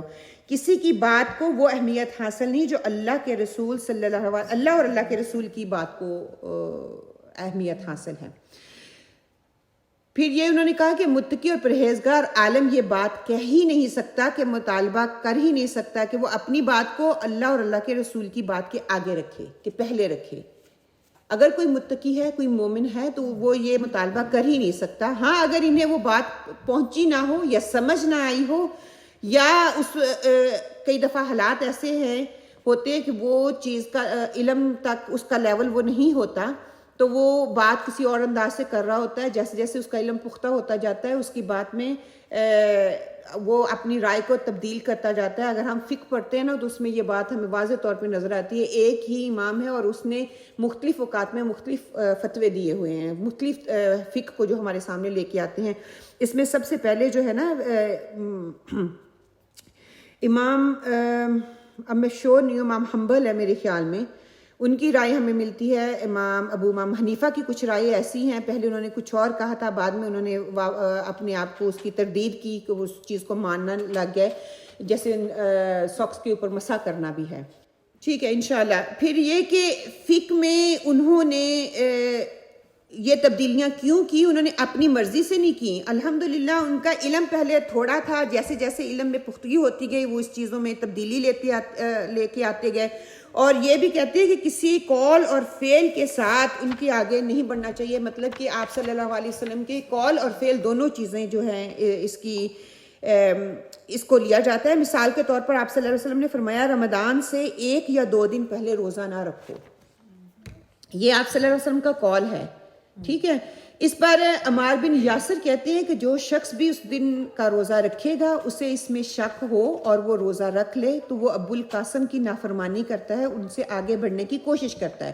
فار ایگزامپل اب میں کہہ دوں کہ وینسڈے والے دن روزہ ہے اور منڈے آ رہا ہے، ٹھیک ہے، 2 دن پہلے منڈے آ رہا ہے، میری عادت ہے میں منڈے اور تھرسڈے کا روزہ رکھ رہی ہوں، ٹھیک ہے، فار ایگزامپل، تو میں کہوں کہ ہاں میں نے تھرسڈے والے دن کا ٹیوزڈے روزہ ہے، میں نے منڈے کا روزہ رکھنا ہی رکھنا ہے کہ میری عادت ہے۔ اگر آپ صلی اللہ علیہ وسلم نے منع کر دیا ہے کہ 1 دن یا 2 دن پہلے روزہ نہیں رکھو تو وہ بھی تو آپ کی سنت ہی ہے نا، اگر میں اس کو اپنا رہی ہوں، آپ کی عادت ہے، آپ رکھتے ہیں، تو آپ صلی اللہ علیہ وسلم کی محبت میں آپ چھوڑ دیں کہ آپ صلی اللہ علیہ وسلم نے کہا ہے کہ نہیں رکھو 1-2 دن پہلے روزہ، اس کے پیچھے کوئی نہ کوئی حکمت ہے تو آپ اس کو چھوڑ دو۔ یہ اس سال یہ بات ہوئی نا جی۔ پھر اس میں عملی مثال کیا آتی ہے کہ آپ صلی اللہ علیہ وسلم نے طواف کے لیے کہا کہ 7 چکر ہی لگانے ہیں، تو میں کہوں کہ مجھے تو آپ صلی اللہ علیہ وسلم سے بہت محبت ہے اور میں تو بہت انجوائے کر رہی ہوں طواف کرنے کو، میں 8 چکر لگاؤں گی، کیا یہ ہو جائے گا؟ نہیں ہوگا۔ نماز میں اب مجھے کہا گیا ہے کہ 4 فرض ہی پڑھنے ہیں ظہر کے، میں کہوں نہیں مجھے تو اللہ تعالیٰ سے اتنی محبت ہے، میں چاہتی ہوں میں 6 پڑھوں گی، میں ضد لگا کے بیٹھ میں پڑھوں گی، تو کیا مجھے اس کا اجر ملے گا؟ نہیں، میں کیا کر رہی ہوں؟ اللہ تعالیٰ کی حدود کو توڑ رہی ہوں۔ پھر عملی میں کیا آ جاتا ہے کہ جیسے وضو کے لیے ہمیں کہا گیا ہے کہ 3 دفعہ وضو کرنا ہے، میں اس کو کہہ رہی ہوں کہ نہیں میں نے بھائی 4-5 دفعہ کر لیتی ہوں، اچھی طرح سے میں صاف کر لوں، کہیں سے ڈرائی نہ، حتیٰ کہ فرض 1 دفعہ ہی ہے، یہ بھی اب نئی چیز سمجھ آ رہی ہوگی، 1 ہی دفعہ کر لو گے آپ کا وضو ہو جائے گا، یہ سنت ہے، ہم 3 دفعہ کر رہے ہیں، اگر کوئی کمی کوتاہی رہ گئی تو اس کو پورا کر لو۔ پھر اس کے لیے شارٹ بھی ہمیں بتا دیا گیا, اس کے فرائض بتا دیے گئے تھے, وضو کے اتنے فرائض ہیں, وہ صرف اتنا ہی کر لیا جائے. پانی نہیں ہے آپ کے پاس, پانی کی کمی ہے تو آپ کا وضو ہو جائے گا, اگر وہ بھی نہیں ہے تیمم ہو جائے گا. یہ ساری سہولتیں ہمیں دین دیتا ہے. اسی طرح کہتے ہیں کہ دین میں اگر میں خود سے اس کو اضافہ کر رہی ہوں تو یہ نعوذ باللہ دین میں تان ہے, مطلب کہ دین کا طریقہ یا آپ کا بتایا ہوا طریقے میں نقص ہے. نعوذ باللہ میں اپنی عقل سے, اپنی سمجھ سے اس کو بہتر سمجھ رہی ہوں تو میں اس طریقے کو اپنا رہی ہوں, اور پھر وہ بدعت کی طرف لے جاتا ہے. اپنی سوچ اور سمجھ اور محبت میں اتنا غلو کر لیتی ہوں, یا تو کمی کرتی ہوں یا میں اس میں اضافہ کر دیتی ہوں. پھر کہتے ہیں کہ جو شخص اس میں مبتلا ہوتا ہے وہ کبر کی وجہ سے مبتلا ہوتا ہے. اس کے اندر کبر ہوتا ہے کہ وہ اپنے ہی طریقے سے اس عمل کو کرنا چاہتا ہے, تو جس کی وجہ سے یہ نتیجہ نکلتا ہے. اس میں بدعات بھی آ سکتی ہیں, اس میں اقوال بھی آتے ہیں, اس میں افعال بھی آتے ہیں. کہ ان سے نہ بڑھو, اللہ سے ڈرو. اگر نہیں ڈرتے تو اللہ سننے والا اور جاننے والا ہے. ساتھ ہی کہہ دیا کہ جو دلوں میں چل رہا ہے نا, ظاہر کرو یا نہ کرو, اللہ سبحانہ وتعالیٰ جانتا ہے اس کو, خوب جاننے والا ہے وہ. یہاں پہ ہمیں حکم یہ دیا جا رہا ہے کہ آپ صلی اللہ علیہ وسلم کی طریقوں کا اتباع کرنا ہے, اپنی مرضی نہیں ہم نے کرنی. آج اگر اس بات کو ہم سارے سمجھ لیں نا, پوری امت مسلمہ سمجھ لے, اگر اس پہ غور و فکر کرے, تو کہتے ہیں نا کہ اماموں کے نام کو چھوڑ دو, کتابوں کے ناموں کو چھوڑ دو, گروہوں کے ناموں کو چھوڑ دو, استادوں کے ناموں کو چھوڑ دو, اداروں کے ناموں کو, ہر چیز کو چھوڑ دو. صرف اور صرف اللہ اور اللہ کے رسول کے نام پہ جمع ہو جاؤ نا, یہ سارے فرقے بندیاں بند ہو جائیں. یہ سارے امام جو ہے نا, دیکھیے سبحان اللہ, اماموں کو ماننا گناہ کا کام نہیں ہے. وہ یہ نہیں کہہ کے گئے کہ ہمارے اوپر ان کی کتابوں کو کھول کے پڑھے نا, یہ علم کی کمی کی وجہ سے ہمارے اندر یہ ساری چیزیں آ رہی ہیں, اور کچھ پڑھ کے اس میں اتنی اس کو بڑھا چڑھا کے پیش کر رہے ہیں. انہوں نے سب سے پہلے کہا تھا کہ علم, اگر ہماری کتاب میں آپ کو کوئی ایسی چیز نظر آتی ہے جو کہ قرآن اور سنت سے کراس ہو رہی ہے, تو آپ نے قرآن اور سنت کو پہلے لینا, ہماری کو دیوار پہ مار دینا ہے.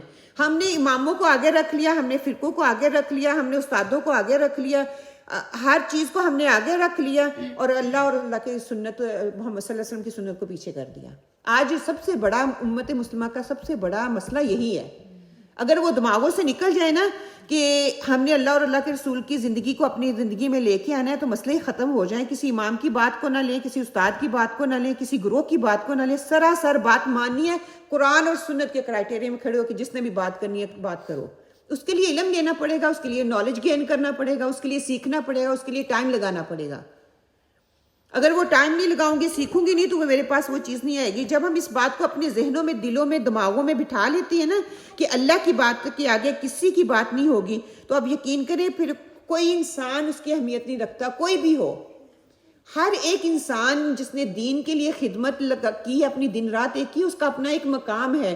وہاں پہ ہم یہ نہیں کہہ رہے کہ اس انسان کی اہمیت ہے یا اس کے کام کی اہمیت ہے, ہم رول کی وہاں پہ بات کر رہے ہیں, انسان کی بات نہیں کر رہے ہیں. انسان اپنی جگہ پہ افضل ہے, اللہ سبحانہ تعالیٰ نے ان کو اعلیٰ مرتبے دیے, انہیں اپنی ساری زندگیاں دین کے لیے سرو کر دی. ایسی تو ضائع نہیں جائیں گی نا.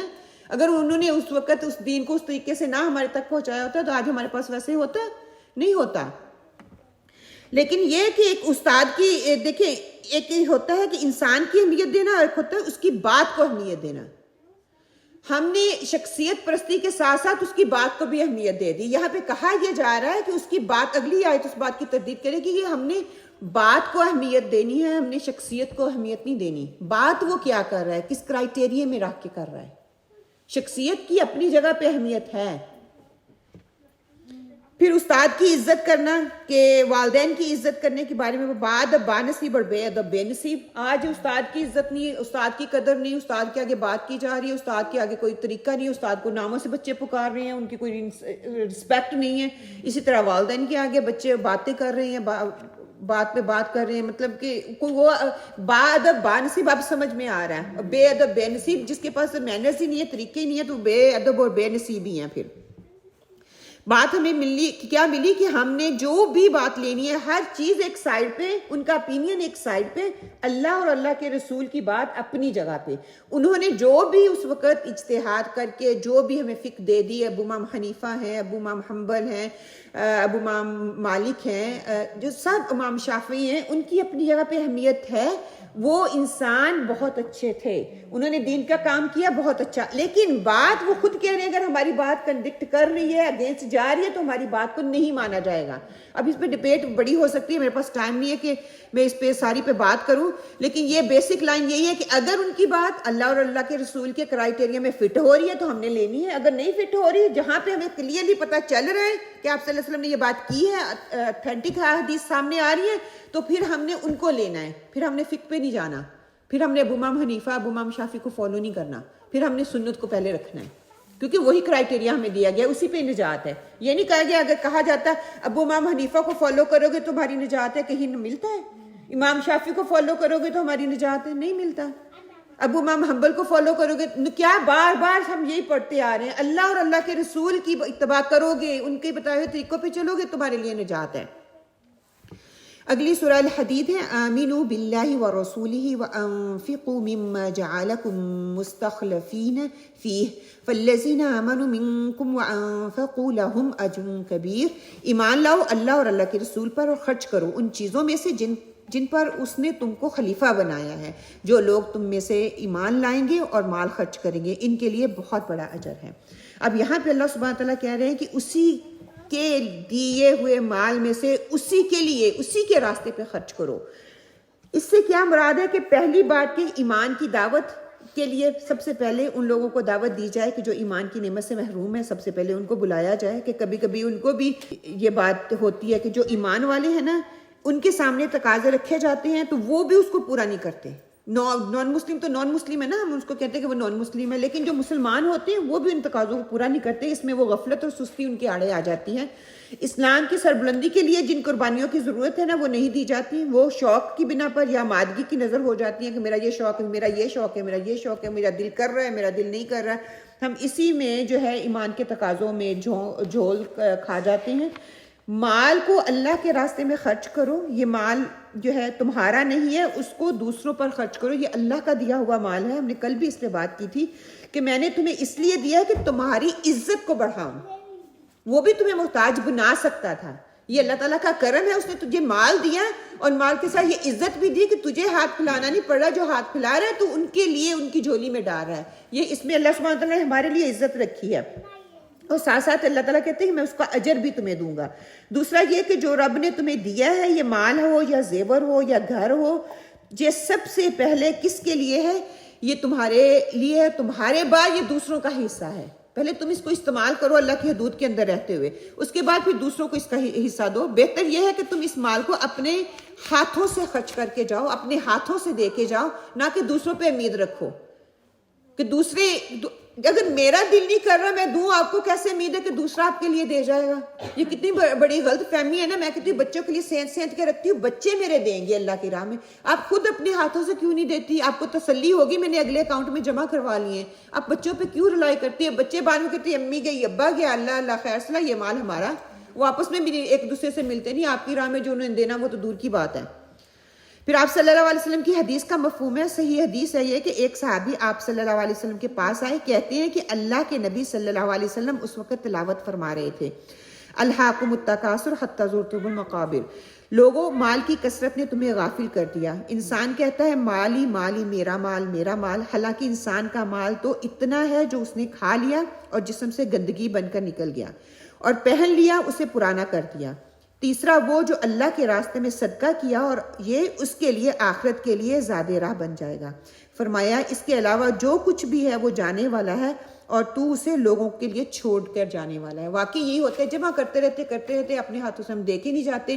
جو کپڑے پہن لیے ٹھیک ہے, وہ پرانے ہو گئے, وہ سیدھا ہو گئے, دوسروں کو دے دو, کھا لیا, وہ نکل گیا فضلہ بن کے.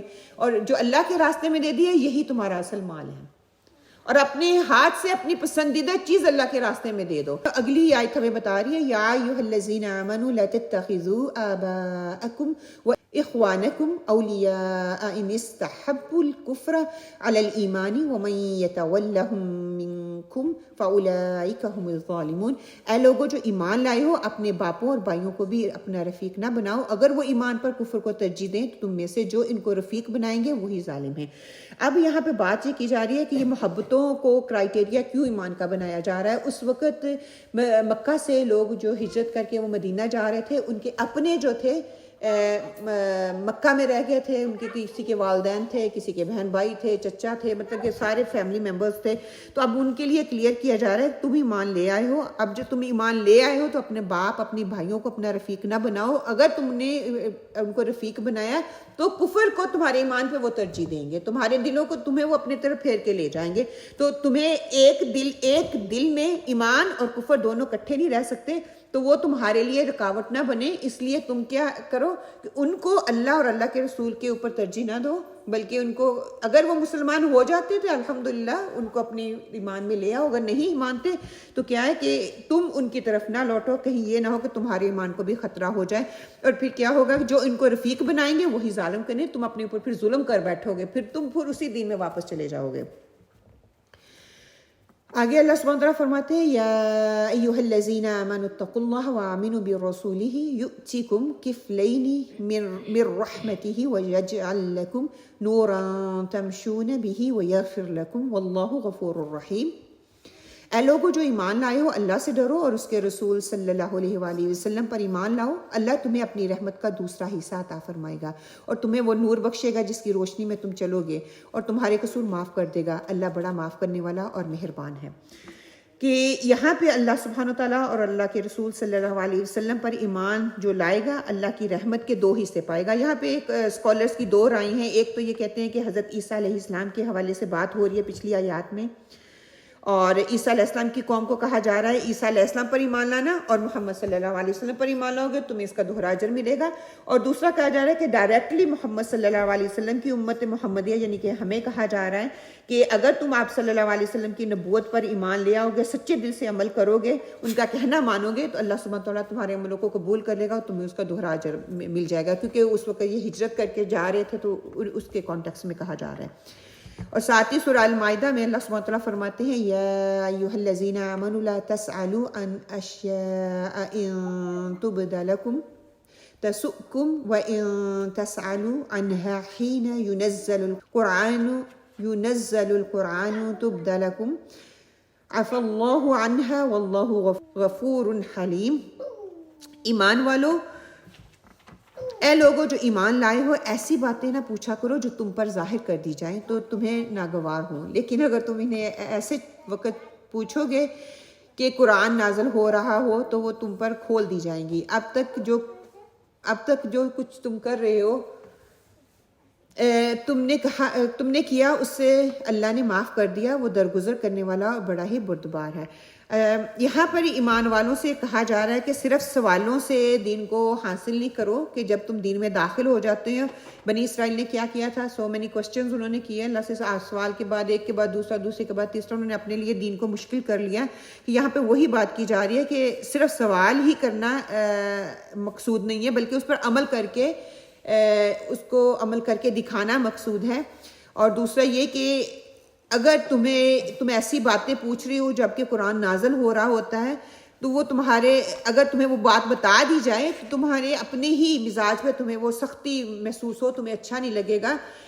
بالکل ایسے ہی جیسے راہ چلتے ہوئے انسان کو جب ہم روک کے پوچھتے ہیں کہ ہمیں جو یہ سوال کا جواب دے دو تو آپ کو کیا اس کا رد عمل ملتا ہے، آپ کو اچھا نہیں لگتا. کیوں؟ اس کی اپنی مصروفیت، یا کوئی بندہ آپس میں بات کر رہا ہے، آپ جا کے کہتے ہیں میرا یہ سوال ہے مجھے اس کا جواب دے دو، آپ کو اچھا نہیں لگتا. اسی طرح یہ بتایا جا رہا ہے کہ یہ اسلامی مزاج نہیں ہے کہ راہ چلنے والے سے علم کے یہ اداب کے خلاف ہے کہ آپ راہ چلتے ہوئے کسی کو سوال پوچھ لو، یا علم کی مجلس میں بیٹھ کے وہاں پہ سوال کرو. یہ آپ صلی اللہ علیہ وسلم کو پیچھے سے آواز دے کے سوالات کرتے تھے، ان سے کوشچن پوچھ رہے تھے. اب ان کے وہ اداب سکھایا جا رہا ہے. یہ علم حاصل کرنے یا سوال پوچھنے کا اداب نہیں ہے، اس کے اداب اور رولز ہوتے ہیں جن کو تمہیں فالو کرنا پڑے گا. ساتھ ہی سورہ مجادلہ کی آیت آتی ہے کہ یا ایھا الذین آمنوا اذا تناجیتم فلا تناجوا بالاسم والعدوان ومعصیۃ الرسول وتناجوا بالبر والتقوى واتقوا اللہ الذی الیہ تحشرون. اے لوگو جو ایمان لائے ہو، جب تم آپس میں پوشیدہ بات کرو تو گناہ اور زیادتی اور رسول کی نافرمانی کی باتیں نہیں بلکہ نیکی اور تقوی کی باتیں کرو، اور اس خدا سے ڈرتے رہو جس کے حضور تمہیں حشر کے دن پیش ہونا ہے. سبحان اللہ. کہ یہاں پہ منافقین کی بات کی جا رہی ہے کہ منافقین کی ان چھپی ہوئی سرگرمیوں کے بارے میں بتایا جا رہا ہے کہ جب وہ آپ صلی اللہ علیہ وسلم کی محفل میں آتے تھے، آپ صلی اللہ علیہ وسلم کی بات کو سنتے تھے، بات سن کے وہ بات جب باہر نکلتے تھے تو آپ صلی اللہ علیہ وسلم ہی. تو یہاں پہ اللہ سبحانہ وتعالیٰ منافقین کی بات کر رہے ہیں کہ اب جس وقت کی یہ بات ہو رہی ہے نا کہ اسلام پھیل رہا تھا، وہ حق بات کو فیس پہ کرنا نہیں چاہ رہے تھے، ان کے اندر اتنی ہمت نہیں تھی، تو وہ کیا نجوا کرتے تھے، پیچھے پیچھے باتیں کرتے تھے، آپ صلی اللہ علیہ وسلم کے بارے میں غلط باتیں جو ہیں ان کو پھیلاتے تھے. تو اب اس سے منع کیا جا رہا ہے کہ ان کے دلوں میں بغض تھا، بغض کی وجہ سے وہ چیزوں کو اپنے اندر پوشیدہ رکھتے تھے. جب وہ محفل سے اٹھ کے نکلتے تھے تو آپ صلی اللہ علیہ وسلم کے بارے میں وہ باتیں کرتے تھے، لوگوں کے اندر وہ گروہ بندیاں کرتے تھے. جب گروہ بندیاں ہو جاتی ہیں نا کسی بھی ایک تنظیم میں یا کسی بھی ایک گروہ میں، جب گروہ بندیاں بن جاتی ہیں تو وہ گروہ ٹوٹ جاتا ہے. اس کے اندر یہ نجوا جو ہے نا کتنی دیمک کی طرح انسان کو، گروہ کو اندر ہی اندر کھا جاتا ہے. تو اس سے بچایا جا رہا ہے کہ اس طرح کے کام جو ہے یہ منافقین کا رویہ ہے، اس سے بچو، اس سے منع کیا جا رہا ہے. سورہ صف میں اللہ سبحانہ وتعالیٰ فرماتے ہیں یا ایھا الذین آمنوا کونوا انصار اللہ کما قال عیسی ابن مریم للحواریین من انصاری الی اللہ قال الحواریون نحن انصار اللہ فآمنت طائفة من بني إسرائيل وكفرت طائفة أفأيدنا الذين آمنوا على عدوهم فأصبحوا ظاهرين. اے لوگو جو ایمان لائے ہو، اللہ کے مددگار بنو، جس طرح عیسیٰ ابن مریم نے حواریوں کو خطاب کر کے کہا تھا کون ہے اللہ کی طرف بلانے میں میرا مددگار، اور حواریوں نے جواب دیا تھا ہم ہیں اللہ کے مددگار. اسی وقت بنی اسرائیل کا ایک گروہ ایمان لایا اور دوسرے گروہ نے انکار کیا. پھر ہم نے ایمان لانے والوں کی ان کے دشمنوں کے مقابلے میں تائید کی اور وہ غالب ہو کر رہے.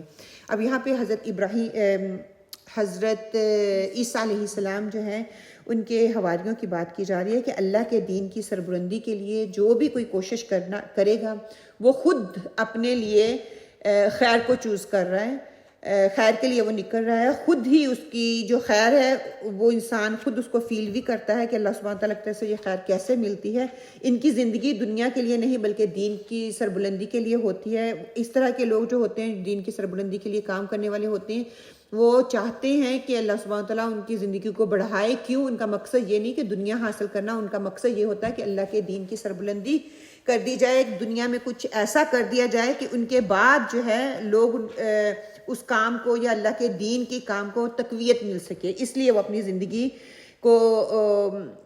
کو بڑھانے کے لیے جو وہ دعائیں کرتے ہیں. اور ساتھ ہی کہہ دیا کہ اللہ کو ہماری مدد کی بالکل بھی ضرورت نہیں ہے، یہاں پہ انسان کو خود ہی اللہ کی ضرورت ہوتی ہے. یہاں پہ جو کہا گیا نا کہ اللہ سبحانہ تعالیٰ ہمیں عزت دینا چاہ رہے ہیں کہ کون ہے میرا مددگار. اللہ کو کسی مدد کی ضرورت نہیں ہے. جیسے عیسیٰ علیہ السلام کے حواری جو تھے ان کی مدد کے لیے نکلے تھے، اسی طرح یہاں پہ جو ہے اللہ سبحانہ تعالیٰ کی مدد کے لیے کون نکلتا ہے. پہلے پرپس بتا دیا گیا انسان کا پرپس کیا ہے، تخلیق کا پرپس کیا ہے، مقصد کیا ہے. مقصد کو تقویت دینے کے لیے انسان کو نکلنا پڑے گا، اللہ کے دین کے مشن کو دنیا تک پہنچانا پڑے گا، آپ صلی اللہ علیہ وسلم کے مشن کو دوسروں تک پہنچانا پڑے گا. اور اللہ کے مددگار بننے سے یہاں پہ کیا مراد لیا گیا ہے کہ اللہ کے دین کے غلبے کے لیے مال کی صلاحیتوں کی اس کو سرو کرنے کی کوشش کرو. دین کے غلبے کے آغاز میں علمی کوششیں کرنا، علم کو پھیلانے کے لیے قرآن کا علم حاصل کرنا، دوسروں تک پہنچانا، دین کی دعوت اور تبلیغ کے کاموں میں معاون اور مددگار بننا. جہاں ضرورت پڑے دین کے غلبے کے لیے جہاد فی سبیل اللہ کے لیے اپنی جانوں اور مالوں کو پیش کرنا. اور سب سے پہلے اس کی حقیقت اور ضرورت کو سمجھنا کہ مددگار بننے کا ارادہ کرنا. سب سے پہلی بات یہ ہے. کچھ پہلی سیڑھی جو ہے اسی پہ پھسل جاتے ہیں، کچھ آگے نکل جاتے ہیں، اس پہ پھسل جاتے ہیں، منزل مقصود تک صرف چند لوگ ہی پہنچتے ہیں. اور جن کو اس وقت حضرت عیسیٰ علیہ السلام کے لیے حواری تھے، جو انہوں نے وہ کردار ادا کیا. اب آپ صلی اللہ علیہ وسلم کو مشن کو جو بھی لے کے نکلے گا وہ اللہ سبحانہ تعالیٰ کے دین کا وہ مددگار ہوگا. مددگار بننے کے لیے اللہ سبحانہ تعالیٰ کو وقت دینا پڑے گا. اللہ تعالیٰ کے مشن کو، آپ صلی اللہ علیہ وسلم کے مشن کو، اللہ کے دین کو پھیلانے کے لیے اس کے لیے ہمیں مال لگانا پڑے گا، اس کے لیے ہمیں ایک دوسروں کو ساتھ لے کے چلنا پڑے گا، ایک دوسرے کا مددگار بننا پڑے گا، اور اس کے لیے ہمیں ایک مرکز چاہیے، ایک پوائنٹ چاہیے جس کے لیے ایک جماعت بنے، وہ اکٹھی ہو کے کام کرے، ان کا ایک ویژن ہو، ان کا ایک پرپس ہو جس کے لیے وہ سارے مل کے کام کریں، کہ ایک اکیلا بندہ نہیں اس کام کو کر سکتا۔ اور سب سے بڑی بات یہ کہ اپنے آپ کو پیش کرنا اور اپنے آپ کو رب کے حوالے کرنا پڑتا ہے اس کے لیے۔ یہ نہیں ہے کہ میں دین بھی لے کے چلوں گی تو میں دنیا بھی لے کے چلوں گی، بلکہ نہیں، دین کے ساتھ ساتھ میں نے دنیا لے کے چلنی ہے۔ دنیا اگر لے کے چلوں گی تو ساتھ ساتھ میں دین نہیں چل سکتا۔ یہ ہماری غلط فہمی ہے۔ اگر ہم نے اپنے آپ کو اللہ کے دین کو غالب کرنا ہے، اپنے آپ کو اللہ کے دین کا مشن کا جو کہتے ہیں غازی بنانا ہے، مشن کے لیے نکلنا ہے، آپ صلی اللہ علیہ وسلم کے مشن کو تقویت دینی ہے، تو اللہ تعالیٰ نے جو مجھے وقت دیا ہے، مجھے جو صلاحیتیں دی ہیں، مجھے جو ہنر دیا ہے، بولنے کا ہے، لکھنے کا ہے، سیکھنے کا ہے، یا پڑھنے کا ہے، یا علم حاصل کرنے کا، کوئی بھی ہے، وہ اللہ کے راستے میں نکلنا پڑے گا، پھر ہی ہم اللہ کے حواری بنیں گے۔ اللہ تعالیٰ ساتھ ہی کو کہہ رہے ہیں کہ میں جو حواری ہیں انہوں نے جواب دیا کہ ہم اللہ کے مددگار ہیں۔ ہم اپنے آپ کو دیکھ لیں کہ کیا جب آپ صلی اللہ علیہ وسلم ہمیں اس مشن کے لیے بلا رہی ہیں، امت محمدی کہہ کے، ہم اللہ کے اس مشن کے لیے تیار ہیں۔ ہم یہ سمجھتے ہیں شاید باہر نکل کے تبلیغ کرنا ہی آپ صلی اللہ علیہ وسلم کے مشن کی تقویت ہے، مشن کو دوسروں تک پہنچانا ہے۔ وہ ہمارا کردار ہے، ہمارا اخلاق ہے، ہماری پوری پرسنالٹی ہے۔ وہ تقویٰ ہم پہلے سے شروع سے پڑھتے آ رہے ہیں نا، تقویٰ یہ اندر کی فیلنگ ہے جو آپ کے اندر ابھرتی ہے، تو آپ اللہ کے دین کے لیے اپنے آپ کو سرو کرنے کے لیے کھڑے ہو جاتے ہیں۔ اگر یہ آپ کے اندر سے پنپتی نہیں ہے، آپ صرف مجبوری میں یا کہہ رہے ہیں کہ کسی کے کہنے پہ آپ کچھ کر رہے ہیں، تو اب کتنی دیر تک چلیں گے؟ پہلی سیڑھی ہے یا پھر دوسری سیڑھی ہے؟ ہلکا سا کوئی کہتے ہیں نا ہچکولا آتا ہے تو ہم پیچھے ہٹ جاتے ہیں، کوئی پرابلم آتی ہے ہم پیچھے ہٹ جاتے ہیں۔ دین کا کام ایسے نہیں ہوتا۔ دین کے لیے آپ کو سارا کچھ لگانا پڑتا ہے۔ اپنے آپ کو پہلے، سب سے پہلی سیڑھی تو یہ ہے کہ پہلے اپنے آپ خود کو علم والے بنائیں، علم حاصل کریں۔ ہمارے اندر علم آئے گا، ہمارے اندر عاجزی آئے گی، ہمارے اندر اللہ کی محبت بڑھے گی، تقویٰ آئے گا، پھر میں وہ توکل کے درجے پہ جاؤں گی، توکل سے پھر استقامت آئے گی۔ ورنہ یہ دعوے کرنے والی بات یہ ہے کہ دعوے کرو، دعوے کر کے ہم آخرت میں کامیاب ہو جائیں گے، وہ کامیاب نہیں ہمیں ملنے والی۔ تو اللہ سبحانہ تعالیٰ سے دعا کرتے ہیں، اس کے لیے عمل چاہیے۔ عمل کرنے کے لیے پھر مشقت کرنی پڑے گی، محنت کرنی پڑے گی، دن رات لگانے پڑیں گے۔ پھر اللہ تعالیٰ کے پرپس اور مقصد کو جاننے کے لیے علم حاصل کرنا پڑے گا۔ وہ ایسے ہی تھوڑی کوئی بتا دے گا تو اس کو میں اس پہ عمل کرنا شروع کر دوں گی۔ ہمیں کرائٹیریا بتا دیا گیا ہے، اللہ کی شریعت، اللہ کی قرآن اور سنت، یہ دونوں چیزیں ہیں اور کسی بھی کام کو تقویت پایا تکمیل تک پہنچانے کے لیے۔ اگر یہ دونوں چیزیں میں بہت کام کر رہی ہوں لیکن اس کرائٹیریا میں فٹ نہیں بیٹھ رہی تو اس کا مجھے کوئی فائدہ نہیں ملنے والا، اس کا مجھے فائدہ نہیں ملنے والا۔ ہمیں اپنے اندر کو ٹٹولنے کی ضرورت ہے، دیکھنے کی ضرورت ہے کہ اللہ سبحانہ تعالیٰ کو کیا ہم سے مطلوب ہے۔ اللہ سبحانہ تعالیٰ نے ہمیں زندگی دی، صحت دی، یہ اللہ تعالیٰ کی امانتیں ہیں، کہیں میں بھی اس امانت میں خیانت تو نہیں کر رہی۔ اللہ تعالیٰ نے بچے دیے، کیا اس میں خیانت تو نہیں کر رہی۔ اللہ تعالیٰ نے صحت دی، کیا اس میں تو میں خیانت نہیں کر رہی۔ اللہ سبحانہ تعالیٰ نے مجھے زندگی دی، زندگی کو میں کس رخ میں ڈال رہی ہوں، کیا سیکھ رہی ہوں، کیا کھا رہی ہوں، کیا پی رہی ہوں، میری مصروفیت کیا ہے، میری زندگی کہاں گزر رہی ہے۔ ایک نہ ایک دن ختم ہو جانا ہے، برف کی طرح وہ پگھلتی جا رہی ہے، لیکن دوسروں کے فائدے کے لیے نہیں کر رہی ہوں، یا میں اپنے فائدے کے لیے بس لگی ہوں، مجھے کسی سے کوئی لینا دینا نہیں ہے۔ تو اگر یہ میری زندگی کا یہ مقصد ہے، میں ناکام ہوں، جتنی مرضی بھی میں کامیاب ہو جاؤں، ڈگریاں لے لوں، میں لاکھوں میں کھیل رہی ہوں، لیکن اینڈ آف دا ڈے میرے ہاتھ میں کچھ بھی نہیں ہے۔ اگر میں غریب ہوں، میرے پاس کوئی اتنا نہیں ہے کہ میں بہت عیش و عشرت والی زندگی گزار رہی ہوں، میرے پاس قرآن کا علم ہے، میرے پاس آپ صلی اللہ علیہ وسلم کی سنت ہے، اس پہ عمل کر رہی ہوں، میرے لیے نجات کے لیے یہی کافی ہے۔ اللہ تعالیٰ نے اندر دیکھ لیا، اللہ تعالیٰ نے باہر نہیں دیکھنا۔ اللہ سبحانہ تعالیٰ ہماری اس چھوٹی سی کوشش کو قبول کرے، اور ان آیات میں اللہ سبحانہ تعالیٰ نے جو حکم دیا ہے، اللہ سبحانہ تعالیٰ ہمیں بہترین سننے والا اور بہترین عمل کرنے والا بنا دے۔ اللہ سبحانہ تعالیٰ ہمیں اور ہمارے بچوں کو دین کے لیے چن لے۔ اللہ سبحانہ تعالیٰ ہمیں استقامت عطا کرے۔ اللہ سبحانہ تعالیٰ ہمارے دلوں کو اخلاص کر دے۔ اللہ سبحانہ تعالیٰ ہم مخلص کے لیول پہ ہیں، اللہ سبحانہ تعالیٰ ہمیں مخلص بنا دے، تاکہ اللہ سبحانہ تعالیٰ ہمیں چن لے اپنے کام کے لیے، اللہ سبحانہ تعالیٰ استقامت عطا کرے۔ ربنا تقبل منا انک انت السمیع العلیم وتب علینا انک انت التواب الرحیم۔ وقولوا قولی ھذا واستغفر اللہ لی ولکم وما علینا الا البلاغ۔ السلام علیکم ورحمۃ اللہ۔